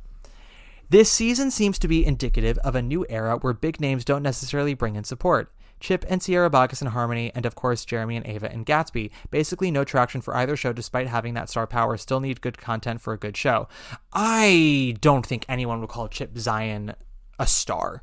He is a pillar of the community, but he has never been the lead of a show. The closest that that's happened has been Into the Woods, and that was, you know, I would say he was like a co-lead of what was a very much ensemble show. Sierra also, you know, talented gal that she is not a star. I mean, I would even argue she probably brings in better sales in London than she does here. There was a time when she was working there for like a good chunk of years. You know, her biggest hit here is The Little Mermaid, which wasn't even really a hit. It lasted less than 2 years, and I'm pretty sure lost Disney some money. It launched her career, but she alone does not bring in the sales. Jeremy and Ava, I never thought we were going to bring in Sales for Gatsby, but apparently they're doing a solid job. You know, that show has been grossing pretty okay, if not, you know, insanely well. They are not suffering yet. But also, yeah, no, it's why I kind of got annoyed when someone was like, oh, Shoshana should be nominated just because of her career. I don't agree with that ever. And, you know, I thought Ava might get in because she's done so well with the Tonys. But again, I don't think anyone in Gatsby is giving a good performance. Sierra was never going to get nominated for Harmony. Chip might have, but I mean, I also don't think Chip was great in Harmony. That's a longer conversation to be had, and I'll talk about it more in the rankings next week. I got someone to go through. I'm so sorry. Okay, hello, Hell's Kitchen, I guess. LOL, not sure about all that. Yeah, no, we're not sure. Moving on. No, Paul Alexander Nolan, frowny face. I know! Next up, what the fuck, all the love for Hell's Kitchen? Did it improve that much from its run at the public? No, it didn't. It's 5 minutes shorter and it's on a bigger stage. That's all that has happened. I'm sorry, critics, but you are all full of shit when you say that it has improved immensely. Play nominees are greater than the musical nominees, right? That is the question. The short answer? Hell yeah. I mean, even so, we've got Illinois is my number one in the musical category. That is not on par for me with Stereophonic. I wouldn't even say it's on par with me with Mary Jane for me. It's probably on par with Jaja. So like my top three in the best play categories are Stereophonic with a Bullet, Mary Jane, and then Jaja's African Hair Braiding. And that is where I would place Illinois is at that level. And then after Illinois would be The Outsiders, which is above Prayer for the French Republic, which is number 4 for me in plays. And then I would say Suffs is about equal to Prayer for the French Republic for me. And then we have Water for Elephants and Hell's Kitchen and Mother Play. And without giving too much away, I would probably say that Hell's Kitchen and Water for Elephants are above Mother Play for me. So we've got 3 plays that are above and equal to the number 1 musical nominee for me. And then 1 play that is equal or about equal to 2 of the musical nominees. And then, yeah. So overall, best play, better than musical. Next one, musicals. Underwhelming season with an overwhelming amount of shows. More curious to see what stands the test of time. I'll be surprised if any of these shows really have a major impact. I think Illinois will introduce a lot of theater kids to Sufjan. I was familiar with Sufjan because of Call Me By Your Name, because even though I am a basic gay, I am a gay. And I've now fallen in love with that album, and I hope more people do. I don't think that a lot of these shows will have a major impact. I think Outsiders will probably have a legacy because of The Boys. I think Suffs will have a legacy. We'll see what happens with Hell's Kitchen. It's starting off strong, and then we'll see what happens because, again, you know, Pretty Woman started off strong. Finding Neverland started off strong. The Donna Summer musical started off strong. And, you know, who's really thinking about those anymore? I mourned for your shoeless feet when I saw that Paul Alexander Nolan was again overlooked. I'm also annoyed about Eden over Shayna. And again, I am truly shoeless right now. I am Shoeless Joe from Hannibal Moe. Yeah, I am a fan of Shayna. We went to camp together, though, again, I'm pretty sure she wouldn't remember me. But I will say, you know, of all of Shayna's accomplishments in Suffs, her actual performance on stage is probably the smaller of them. Her writing is far more impressive. She's not bad in Suffs, and she's not like a weak link that is to the detriment of the show. But there are other performances on that stage that are maybe a bit more fiery than hers. But she does, you know, she does weave well into that ensemble. So I would have given her a nomination for that alone. But, I mean, honestly, with her, Ariel Jacobs, and Izzy Michaela, it's sort of all 3 of them had things that that recommended themselves to me for a nomination, and then things that detracted for me. I would say the overall strongest performance of the 3 was Ariel Jacobs in Here Lies Love, but I also thought that in the last third of that show, not so much that she dropped the ball, so much as that she didn't have the heft for that part of Imelda Marcos's story. She just didn't have that maturity and command. Like, you need Patti LuPone in Act 2 of Evita in that part, and she just didn't have that for me. So, you know, what are you going to do? Next up, 7 featured actresses and 4 out of 6 revivals completely lessen the impact of the nominations. Well, yeah, But I mean, we had 4 out of 6 for Revival last year, so I think that was always going to happen. And yeah, I mean, there's nothing you can really do. It wasn't intentional, guys. Next up, scenic design of a play has 2 double nominees. That's usually not a great sign for the industry at large. I mean, I guess we've got, so what they're saying is that we've got Dots, who's nominated for both Appropriate and An Enemy of the People, and then David Zinn, who's nominated for both Jaja's African Hair Braiding and Stereophonic. And I mean, I don't know what to tell you, because both of those are wonderful designers. They worked on 2 separate shows and didn't get got nominated for both. On the other end of the spectrum, you know, you have sorry, let me look this up. I want to get their actual names correct. You have Corey for Great Gatsby and Spamalot, and he was not nominated for either. And then the scenic designer, Paul Tate DePoo III, I don't think that's how you say his name, but whatever. He did the set design for Great Gatsby as well as Spamalot and The Cottage. So he had 3 shows this season, and he wasn't nominated for any of them.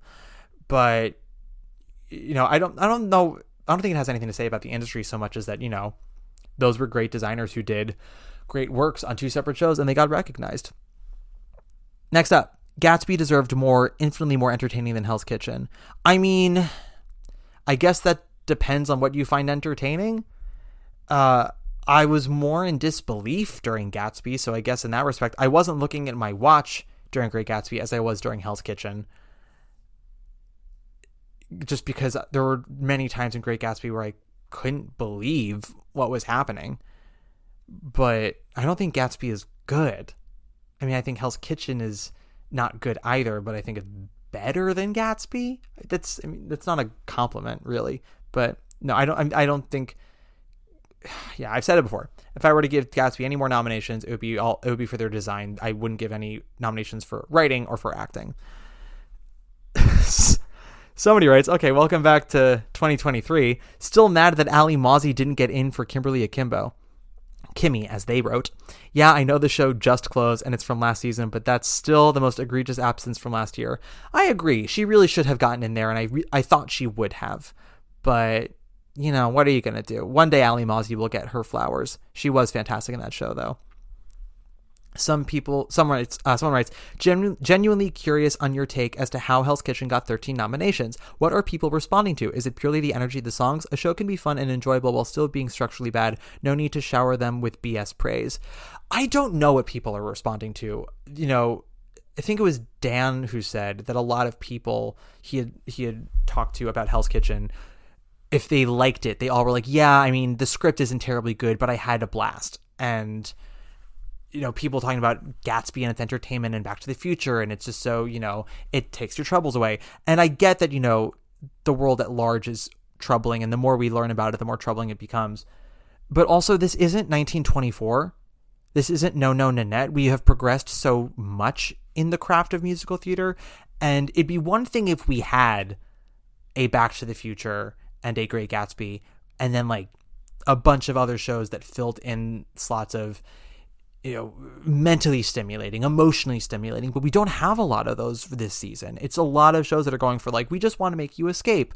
The most like meaty musical, just in terms of what it's trying to tackle subject matter wise, is Suffs. And even Suffs, I think one of its biggest issues is just kind of how pandering it is. It tries to be fair to all of the different points of view of the suffragist movement, and you know, acknowledge all the problems that it had and how a lot of it hasn't aged well, but not in a way that's like actually thought-provoking, in a way that's sort of, you know, listen, audience, we're aware, so we're telling you. And we're going to cover that up with, you know, a lot of grand statements that you can cheer along to. That never does it for me. That makes me feel like a pig at a trough. But yeah, with Hell's Kitchen, I think it is partially the energy and the vibes of the show, but there's no, and it could also just be that like they got very lucky that the majority of nominators this season were on board with it. Maybe if it was, you know, a new batch of nominators for next year, they would have been less lucky, because I haven't spoken to anyone who's loved it. I've spoken to a few people who have enjoyed it, but also again acknowledge the faults of it. I don't know. I don't know what to tell you. The truth is I just don't know. And I can get on board with someone being like, I enjoyed myself, but I cannot get on board with anyone telling me it's good. I also, with the nominations for it as well, I would love to sit down with some of those people and ask them, you do this for a living. And same with the critics, like, you review this shit for a living. You're supposed to acknowledge what is well done, what is well written, what is well thought through. What is it that you think is well structured or well thought through about Hell's Kitchen? That book is just bad. It's so bad. I don't get it. And it makes me angry because what's the point of even writing a book to a musical anymore if it's just like, well, it's about the vibes. Someone writes, yay for the performer noms of Hell's Kitchen. Yeah, listen, Malaya does a lovely job with a role that I think is a total brat. And I'm so super thrilled for Keisha. I think Keisha is fantastic. Someone writes, I'd have liked for How to Dance in Ohio to get something. Also, why wasn't Notebook nominated for more awards? Yeah, the Notebook of it all. I don't know what I would have nominated How to Dance in Ohio for. I thought that show wasn't very good. I thought that the book was kind of a mess, and the score was sort of a jumble of many other things that I've heard in the past. The performers, the young people in the show, I feel so old now, the young people of How to Dance in Ohio, I found them all very charming. A few of them, had some really lovely voices. Liam Pierce has a lovely voice. No one in the acting category said that I would vote for. And a few performers, some adults and one other performer that I found to be kind of, for lack of a better word, embarrassing. And I don't know what I would have actually nominated that show for, but I understand that some people really gravitated towards it. The Cottage should have been nominated for set design and costume design at the very least. At the very least. I think set design and costume design at the very most. Laura Bell Bundy, I would have nominated over Amy Ryan, or honestly, Jessica Lange for Mother Play. And that's more a testament to how much I did not like Mother Play. Cottage, I think, is not a terribly good play, and I think Jason Alexander directed it terribly. But Laura Bell Bundy carried that fucker on her bare shoulders. Or I should say on her covered shoulders, because she was wearing a silk robe. I would have given them a costume design nomination. Those costumes were very beautiful. All right, let's do three. We'll do three more, and then we're going to take another break. Actually, no, let's do 4 more. Why not? I'm feeling generous. Next up, do you equate a musical's greatness to its number of Tony nominations? I sure don't. And you shouldn't either. It's what it is. Sometimes a musical with Tony love ends up having a really long and lasting legacy. It's part of the reason why we do this podcast, right? When we do our analysis and deconstructions of all these shows and their history.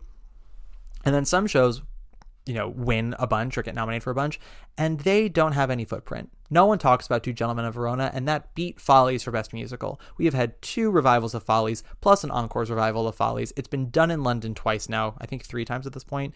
Many rumored movie versions. None of them have come to fruition, but hey, there's never been a rumored movie version of Two Gentlemen of Verona.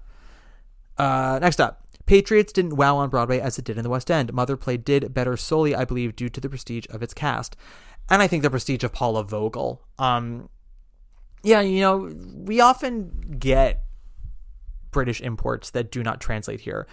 Cabaret, despite its 9 nominations, did not wow critics the way that it wowed critics over there. And while it is doing extraordinarily good business, again, I haven't spoken to a lot of people who really liked it. I've spoken to a few people who actually flat out hated it, and have hated Eddie in particular, someone who won an Olivier for this performance and has now come over. Patriots kind of reminds me a bit of Enron in that respect, of a play that just sort of really made an impact in London and then came here, and we were all sort of like, eh. And I don't dislike Patriots. I thought Patriots was a very intelligent play that was well designed, very craftily directed, if maybe big in its direction. And then Michael Stuhlbarg and Will Keane are really fantastic in it. I'm glad that Michael got in. And I think if Patriots had gotten a little more nomination love, he would be a bigger threat to Jeremy Strong. And it doesn't mean anything in the end, right? Like, these things are important, but they are meaningless at the same time. It's just, if you think that Oscar voters get wrapped up in buzz and momentum, wait till you see it with Tony voters. It doesn't necessarily mean like the number of nominations you have, but so much as like, what is the compelling narrative and what is like the heated title. And yeah, I think if Patriots were maybe a more heated title at the Tonys, voters would be a little more interested in voting for Michael. Someone writes, missing you so much. I don't think you are, because I'm not sure if we know each other. Or maybe you're just trolling me. No one's ever missed me a day in their life. Yay for Illinois. Surprised Justin Peck didn't get a director nomination. Yeah, I would have liked that. I would have liked that a lot. His work on that show is very beautiful. And you all know I don't say that lightly, because he also did The Carousel I Hated, and I hated his choreography for that. And I was very mid on his choreography for the West Side Story movie. I think Illinois, though, is his sweet spot, because he is in control of the style and the tone, and it being majority dance basically makes this like a performance piece at, you know, New York City Ballet, where he's comfy. If I were to put him in for over anyone, it would be Michael Greif for Hell's Kitchen. Even honestly, Jessica Stone for Water for Elephants, who makes some very lovely stage pictures. But overall, I think that the tone and the book structure of Water for Elephants is lacking, which keeps me from wanting to give her a nomination for that. But I'm also not going to take it away from her. I'm glad she got nominated 2 years in a row. Next up, yay, Eden and Amber with an exclamation point. Well, I'm glad you're happy. You know, Lempicka definitely has its fans. Last one, and then we're going to take a break. Nay for no Here Lies Love musical nomination. Y'all, we had to know that was a if. That was a big if.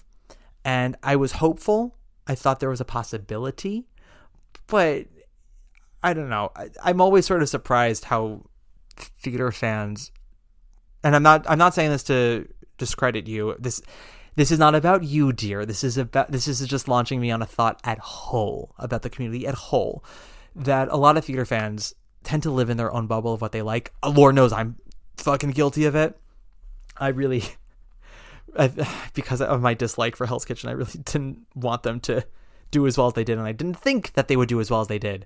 But I had to be a little more aware of the community and the buzz at large, I suppose. But yeah, I mean, it's disappointing. It's better than, Hell's Kitchen. It's better than Water for Elephants. But it's difficult when your show is closed, especially when there are so many currently running shows to pick from. It tends to happen more with the plays than the musicals. All right. That is that one. We've got a whole bunch more, and then we will close all that out once we do this last break. Really, I beg to differ with you. How do you mean? You're the top. Yeah? You're an arrow collar. You're the top. You're a Coolidge dollar. You're the nimble tread of the feet of red. And we are back. Okay, 1 second. I just need to get my phone real quick. Okay. Sorry. I did a literal break this time. I went and grabbed myself some water, and I forgot where I put my phone. Next up. We're still waiting on that. Oh my God. Okay. So we're still waiting on you posting that singing video of Life of the Party. Well, I had said that if we reached 200 ratings on Apple Podcasts, I would do it. And we are at 198, but that deadline has passed. That was for, I think the month of April, and we didn't get there. So I think similar to the Hell's Kitchen nominations, I don't think this is the community at large that wants this. I think this is like 6 of you who troll me about it, and all of you have already done your ratings of the podcast. And I did that. I said I wanted 200 just because the podcast is what's most important to me now. It's what I do the most. It's how I spend most of my time. And ratings and reviews, it helps the algorithm. It helps more people find the podcast. Y'all have been really good about word of mouth, spreading it to other people. But the listenership has definitely, it keeps increasing every year. And this year has just been a real big boon. And I love that. Thank you all so much.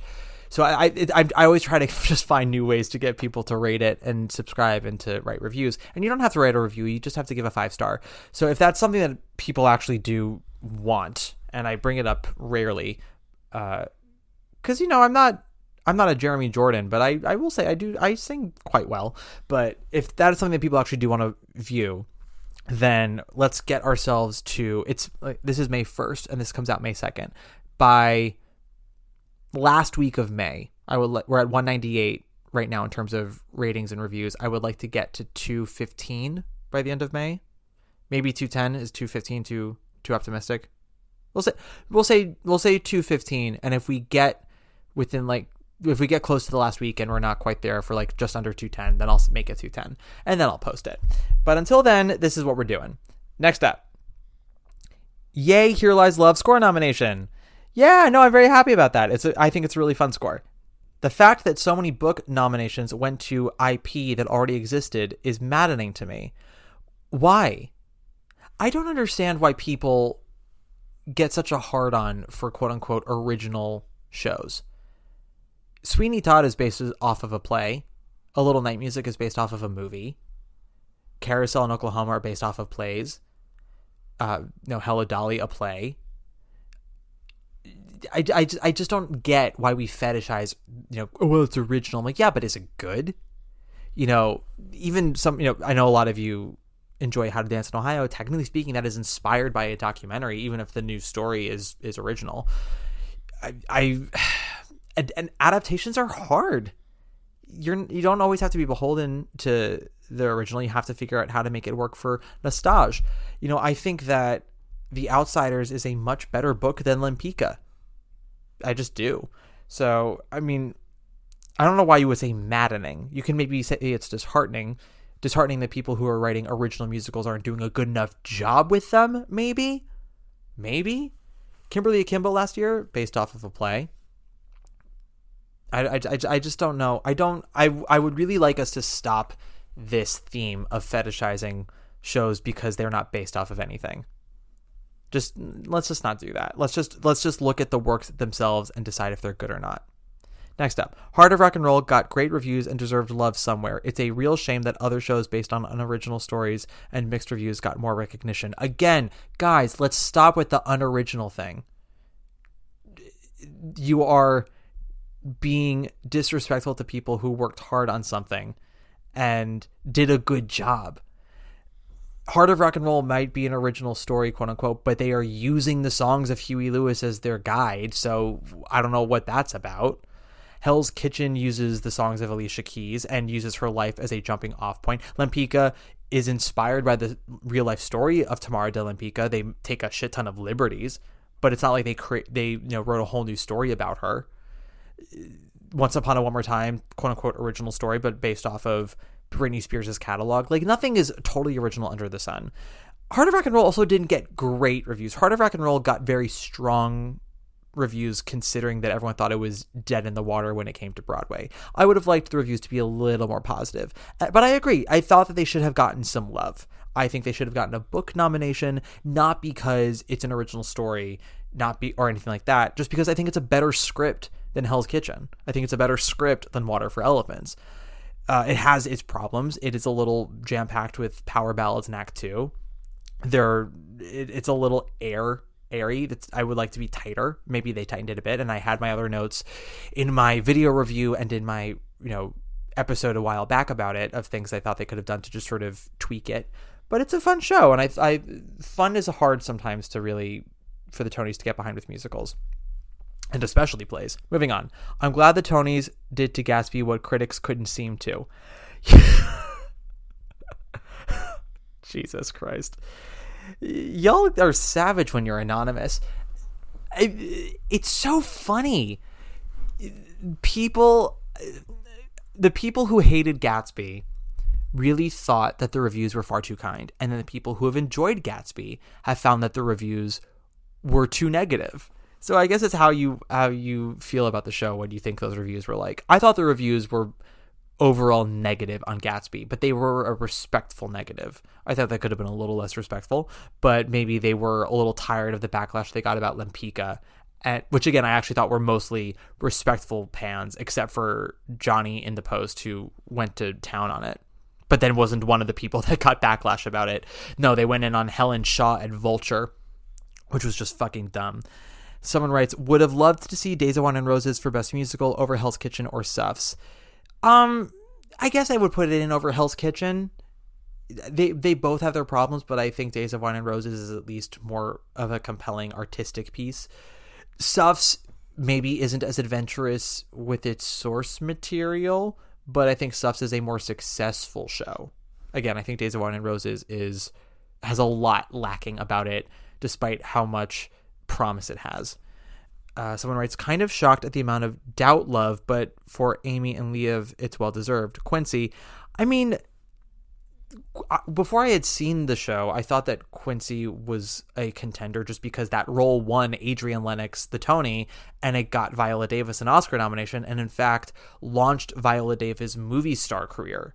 You know, she had 10 minutes of screen time, and it was enough for Meryl Streep to go all around town at award shows being like, Viola Davis, people, give her a movie. And then they did, and now Viola Davis is an Oscar-winning movie star.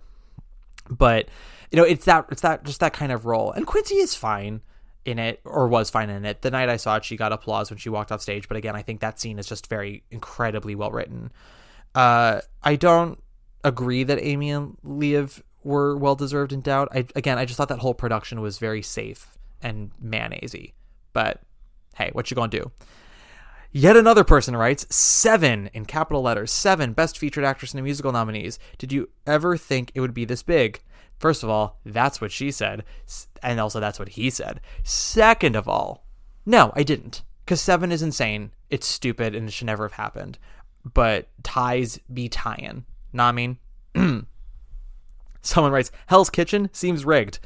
Don't think it's rigged. I just think that there are a whole bunch of people on that nominating committee with very questionable taste. Look up everyone who's on the nominating committee. Whose name do you see that makes you go, yes, I totally trust and value their opinion? And who do you see where you're like, I don't know if I necessarily want to hear what they have to say is the best book of the year? Next up, the Wiz snubs were really sus, meaning suspect. Feels racist, and I don't care what you say to defend it. Okay, then we'll move on. If you don't care what I have to say. But also, like, why write that for the podcast if you don't care what I have to say? I do not think that highly of myself, other than I think I'm reasonably intelligent, and I know I have very good taste. I haven't seen The Wiz yet, so I'm not going to tell you. But also, I will say this. When you go towards racism, misogyny, homophobia, anti-Semitism, Islamophobia, like if you go towards a phobia as your reasoning for something you liked or something you wanted getting quote unquote snubbed, you're not defending the art itself. You're going to a political standpoint so that way everyone will shut up. And that doesn't lead to conversation. And again, you're not defending the art itself. In fact, you're making it even more obvious to the people who didn't like it that you have no actual defense of it. So I'm not going to defend the people who didn't vote for The Wiz. I see it tonight. I can tell you what I thought when I do my rankings. 1 second. I got to close the door. Sorry, the phone was ringing and you don't need to hear my mom. You don't need to hear my mom yelling into the phone, asking my grandma what she had to eat today. That's not what we come here for. We come to this place for magic, as Nicole Kidman says. But yeah, I'm not defending its snub, but I like to, understand these things. The only thing I can say is no one I've spoken to has liked The Wiz. I love that score. I think that score is incredible. I also, as I'm sure many of you will not be surprised by, I actually directed a production of The Wiz in college my sophomore year, and our director had to leave halfway through because her grandmother had tragically passed, and basically what was supposed to be like 3 days, she ended up taking like 10 days off, and I did some work on the show, and that was my first real work as a director and my short-lived directing career.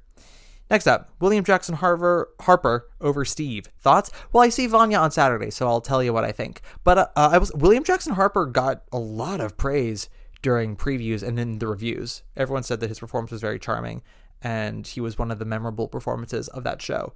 So it doesn't surprise me. I thought that maybe the starfuckery of Steve would happen, but I mean, good for William. I like him a lot. Somebody writes, Eddie Redmayne nomination is a hate crime. I don't know if I would say that. I would not nominate him. I would have put in either Ali for The Who's Tommy, Josh Gad and Andrew Reynolds for Gutenberg. There was somebody else that I was kind of into. I can't remember who now. Oh well, it'll come back to me.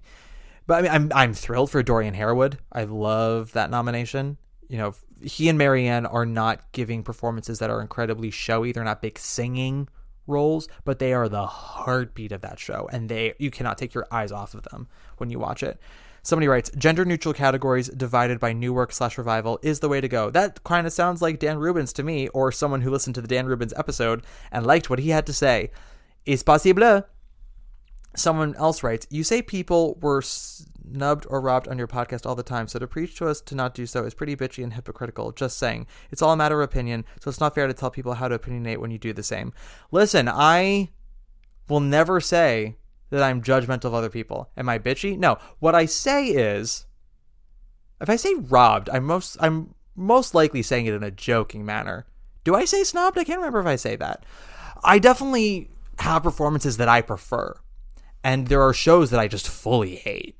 So if I say things that I then tell you all not to say, that feels more like a parent being like, do as I say, not as I do, or whatever that is. I don't know. I'm not a parent, probably never will be a parent, because I'm hypocritical and bitchy, as this person just told us. My wording when I posted that on Instagram about, like, let's not use the word robbed.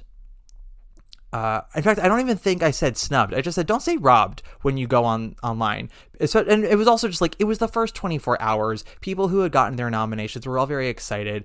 We don't need the backlash just yet. Like, give them 24 hours to enjoy it, and then you can kind of come in and be like, hey, but what about XYZ? Do I yell about that when I do the podcast? I don't think I do. Although, you know, no one ever likes to think that they're the drama, it's them. But apparently you think I am, so apologies if you thought so. But I'm not being hypocritical. At least I don't try to be. I try to hold myself accountable. And I appreciate you telling me when you think that I am being hypocritical, because it makes me more aware of how I act and what I say. So thank you for that. Moving on. So, who the heck is winning musical actress? Feels like the biggest question mark amongst the performance categories. Yeah, it really is. I think ultimately it is down to 3. It's down to Kelly, Malaya, and Marianne. I would vote for Marianne myself. I think there is a big case to be made for Kelly. It would be the first time in a long time someone won in a closed musical. And I think there's a case to be made for Malaya. Again, as much as I don't like Hell's Kitchen, I will say Malaya is wonderful in the show. First of all, she sounds incredible. And she's a very charming actress and really keeps that role from seeming too much like a brat. You know, Allie is a tough character because she spends a lot of that show just being wrong. And there are times when the show is aware she's wrong, and then other times I'm like, I don't know if you are aware of that. Yeah. I don't know. I want to say, I was thinking about that last question earlier. That wasn't even a question. That was just somebody yelling at me. I talk about, first of all, snubs is one thing, right? Snubs is, you know, you are acknowledging someone's work being ignored. And I don't have an issue with snub so much as I think it's just overused. Sometimes someone just doesn't like a thing, right? And there's no crime against that. But I use snub. If I do use snub, I know I use it for Paul Alexander Nolan. And it's because I just genuinely think that man keeps doing great work, and I don't know what he has to do to get recognized. And I don't think that it is at the fault of a fellow nominee. So when I said rob, what I said in that Instagram thing wasn't like, oh, this nomination robbed that other person. I said that's my issue with people using the word robbed. It's not the nominee who did the deed. They just did their work and they got recognized. But you can absolutely call into question the people who felt that was the better performance, which is what I am saying when I'm like, Roger Bart over Paul Alexander Nolan. I don't understand that, and I would love for someone who voted that way to explain to me. I would love for you to explain that to me. Next up, someone writes, a big yay for the Days of Wine and Roses noms. Saw it at the Atlantic, and I'm a truther. I'm a truther? I'm not sure what that means. It isn't perfect, but oddly it works for the content, in my opinion. Would have loved for Michael Greif to get honored for that instead, but given it's a closed show, I'm pleased the 3 locks of acting and score were honored. Yeah, no, listen, I'm sure they're pleased. nothing is a guarantee in this world. Even if you're running, as we've learned, they got more nominations than Gatsby, and that is running. They got more nominations than Back to the Future, and that's running. So yeah, no, I think that's something to absolutely to celebrate. Someone writes, dying to know your thoughts on the Doc Brown in the Room. Well, I've mentioned it already. The thing is, I wanted to sort of reiterate, is how much I think Roger Bart is so good at what he does. Usually. Again, on stage, Cartman Gia and producers, and then in Young Frankenstein, and then even like film and TV. I know he was in that really bad Stepford Wives remake, but he was fun in that. And then he's had guest parts on 30 Rock. He's had a guest part on something else that I can't remember. Oh, he was on Desperate Housewives, and he was very upsetting in Desperate Housewives. He's very good. I just don't like Back to the Future, and that is my right. Next up, somebody writes, literally checked the nominations very late in the day because I was pre-gaming with the prediction episodes you did. The differences are interesting. I have to say I lean much more towards your taste than the nominating committee. Well, thanks. I'm glad that we are in agreement on a lot more stuff. There are definitely things that I didn't agree with that they did, and then things that surprised me in a wonderful way. That's the thing, is like, people only get angry about nominations when it doesn't go their way. When things go their way, they get happy. So there are many things that made me happy. Someone writes, Water for Elephants got too many nods. It was boring and clunky. I will say, if there's one thing that hasn't really been inconsistent in these questions, it's that those of you that have mentioned Water for Elephants have not been praising it. So they got musical, book, direction, choreography. I think choreography absolutely was deserved. I think the choreography in that show is wonderful. And I'm happy they got their design nominations. I just really would have liked Paul to get in. I didn't find it boring. I definitely found it a little ragged. You know, it's definitely, it stops and it starts. But I saw it a little bit before they froze it, and I understand that they were making changes down to the wire. So it's entirely possible that they made enough changes between when I saw it and like the 4 days later that it made all the difference in the world. Or it didn't. I couldn't say. Someone writes, Notebook's lack of Best Musical nomination is a snub. I take out Water for Elephants. Objectively, Notebook is a stronger show. Yeah, I don't totally disagree with that. I liked it more. I'll say that. I enjoyed my time at the Notebook more than I enjoyed my time at Water for Elephants. But I also know people who way preferred Water for Elephants. It's a weird year, y'all. Very weird year. Person writes, same person. Water for Elephants is a good production of a mediocre show. Notebook is a fine, not perfect production of a stronger musical. Yeah. I think that what Jessica Stone and the choreographers and design team did for Water for Elephants helps that show a lot more. Notebook, yeah, I agree. Fine, not perfect. Fine, not perfect production of a stronger musical. Yeah, I think that Notebook is a stronger musical. There are other elements that I would like to take a second look at, but they're not asking me. So, continuing. Sometimes we learn more from what shows are not recognized and from what shows close subsequent to the Tonys. What messages have these nominations demonstrated? Oh, I don't know.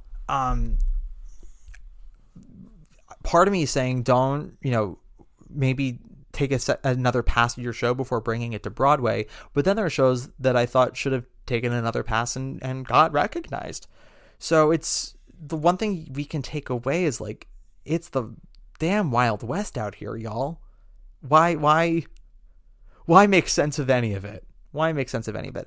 I think what we can take away is if there was a show you liked that didn't get recognized and a show you didn't like that did, to explore why those things were. How much of it is perhaps how that show impacted you and why that is, Why did I find Illinois so moving and why was I left so cold by Hell's Kitchen? But both weren't recognized. Why, did I find Notebook to be more compelling than Water for Elephants? Yeah, Water for Elephants got the critics pick in the New York Times, a book nomination, and Best Musical. Something to think about. Something absolutely to think about. Why is it when I bring up Back to the Future or Great Gatsby, I get people mad at me and writing in my DMs? Yeah, I don't know. It's all again, it's all very messy and wild and fun. It matters not at all, and yet all at the same time. Next up, surprised about Eden's nomination. Yeah, a lot of people were. I was a bit surprised myself, but I'm hoping that she's happy about that. Someone writes, is Hell's Kitchen the New York this year? I think so. I mean, I don't think it's going to do as badly at the Tonys as New York did. And I think it's selling better than New York was. I can't remember. It definitely got better reviewed than New York. But it does remind me a lot of it. You know, a lot of plot lines that, in my opinion, don't go anywhere. And then an ending that just feels tacked on where they do this anthem to get audiences out of their seats. I don't know. I don't know why we are so on board with it. It frustrates me because I've thought about it. I've thought about what the show did to me and why I felt that way. And I've tried to really, break down what that show's about and what it's trying to do. And if I think it's successful. And I can understand some people being on board with it, but I also don't understand how others are. I don't know. Oh, great. We only got 4 left. I'm wrapping this up now because in an hour I see The Wiz. Next up.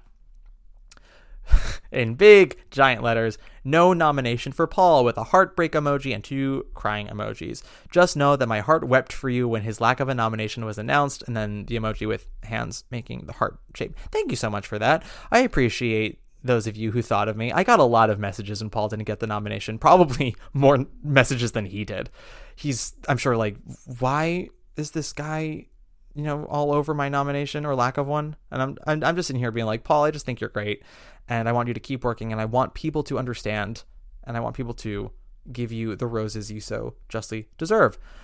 Kind of surprised that The Notebook didn't get a musical nomination. Yeah, we already covered that. I'm so here for the stereophonic love. You and me both, baby. Someone else writes, hot take, Mother Play, Doubt, and Lempicka win nothing, and The Outsiders will have the most wins. Yeah, well, first of all, I don't think Doubt has no chance of winning any of its 3 acting categories. I think that featured actress is between Sarah Pitchen and Carrie Young. Honestly, either of them can win. Whichever one happens, I'll be happy. So I'm just sitting pretty in that category. Doubt's also not winning actor. That's going to Jeremy Strong. And they're not winning actress. That's going to Sarah Paulson, which is fine. Same thing with Mother Play. They're not winning featured actress or actress. They're not winning play. That's going to Stereophonic. And featured actor, I think, will go to either Will Brill or Eli Gelb. My concern about featured actor is because of those 3 Stereophonic men, will they divide and someone like Jim Parsons can come in and sneak in?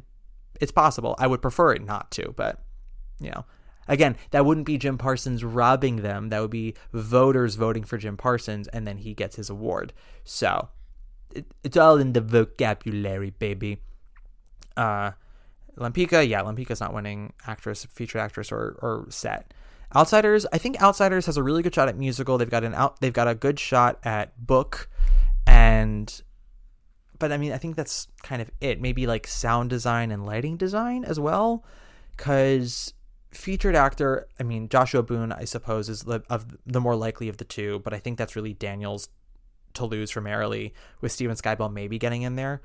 Brody Grant, I think his nomination is the win. It's pretty clear to me that that's going to be Groff Sauce. And then score, I think that'll be Suffs. I really do. Stereophonic could get in there. And then direction, I think Maria Friedman's got that locked up. Although Danya Taymor, I thought her work on that show was pretty incredible. So if Danya were to win, I would not be mad. Last 3, y'all. We're in the home stretch. Someone just writes 7 in giant letters and exclamation points. Yeah, well, yeah, it was 7. It was indeed 7. Someone writes, disheartening to see Here Lies Love overlooked in the major categories. An original inventive show about an underrepresented. What? Why can I not speak words today? An original inventive show about an underrepresented minority group on stage. Never seen anything like it on Broadway. Deserved more for the doors it opened. You sound like Gia Gunn. Wow, the doors I've opened. Again, I don't like it when we stop looking at what a show succeeded or failed at artistically and then look at the larger scheme to justify more roses, I think we can absolutely acknowledge the political, racial, historical, benchmarks that it achieved. I think that's incredible and also can't ever be taken away from it. That puts it in the history books forever, and that's wonderful. I think on an artistic level, Here Lies Love could have gotten more and deserved more. I think Alex Timbers' direction was really stunning and should have been in there. I would have liked to have seen them get in for costumes as well, and maybe even lighting. Conrad Ricamora, I would have loved to have him there in featured actor. I thought he did a beautiful job. Although, he's coming back in the summer in Oh Mary, which he is so much fun in. That guy is just charm on a stick. And it was such a unique experience. And even if I didn't think it was a 10 out of 10, it was the only show like it this season and achieved more of its goals than the goals it didn't achieve, which I feel like I could have said that better, but we're wrapping up soon and my brain is fried. But I would absolutely give it its roses for that alone. And I would like more people to recognize that. But, I don't think we should discredit the 4 that it did get. That's 4 more than some shows and 2 or 3 more than other shows. I would have liked at least 2 or 3 more, but I'm also not going to be upset about the 4. I think that's a respectable number and they should be very, very proud. Last one. Well, someone just writes, "Please be my friend. I really like you." That's very sweet. I'm glad that somebody likes me. See, why does the app say that I have more in my inbox when I know that I don't? Where is there any more that I'm missing? It's got a dot that says that I have one more, but I don't see it. No. Can I delete any of these? I don't think I can. Yeah. You're lucky. Some of you are lucky that I don't do the buying option where I can see who sent what so I can go back and harass you all. A, because I am cheap, and also because I respect your privacy. You made it a point to write these to me, and some of you there are a couple of you that I can guess who wrote some of these, and I appreciate you, and I see you, and I respect you, and I love some of you. That's very nice. But thank you so much, guys, for writing. This has been a fun time. It's pudding season. We're very excited about it. And yeah, we'll see how things start shaking up. Next week will be my rankings of this season of 2023 to 2024. And that'll be a fun time. And we've got some other guests coming. We've got a bonus interview coming soon. I record that on Friday, and I'm excited about that. And some guests to do some predictions, to do some retrospectives. And then, of course, we've got the big night coming up itself. It's a fun, exhausting time. So on that note, I'm trying to think who to close this out with. Maybe, you know what? Even though I was perhaps maybe a slightly larger fan of Jordan, I would like to give, and a lot of you were really sad about The Notebook not getting a musical and a score nomination. So let's have us close out with Joy Woods singing from The Notebook today. I think that is a nice way to respect that show. Don't you? Great. So yeah, make sure to give us a rating or a review if you can, and we'll see you guys next week. Thank you for making it this far, and thank you for all of your questions and some of your statements. It was an interesting time, and I hope you guys had an interesting time. All right, take it away, Joy. Bye.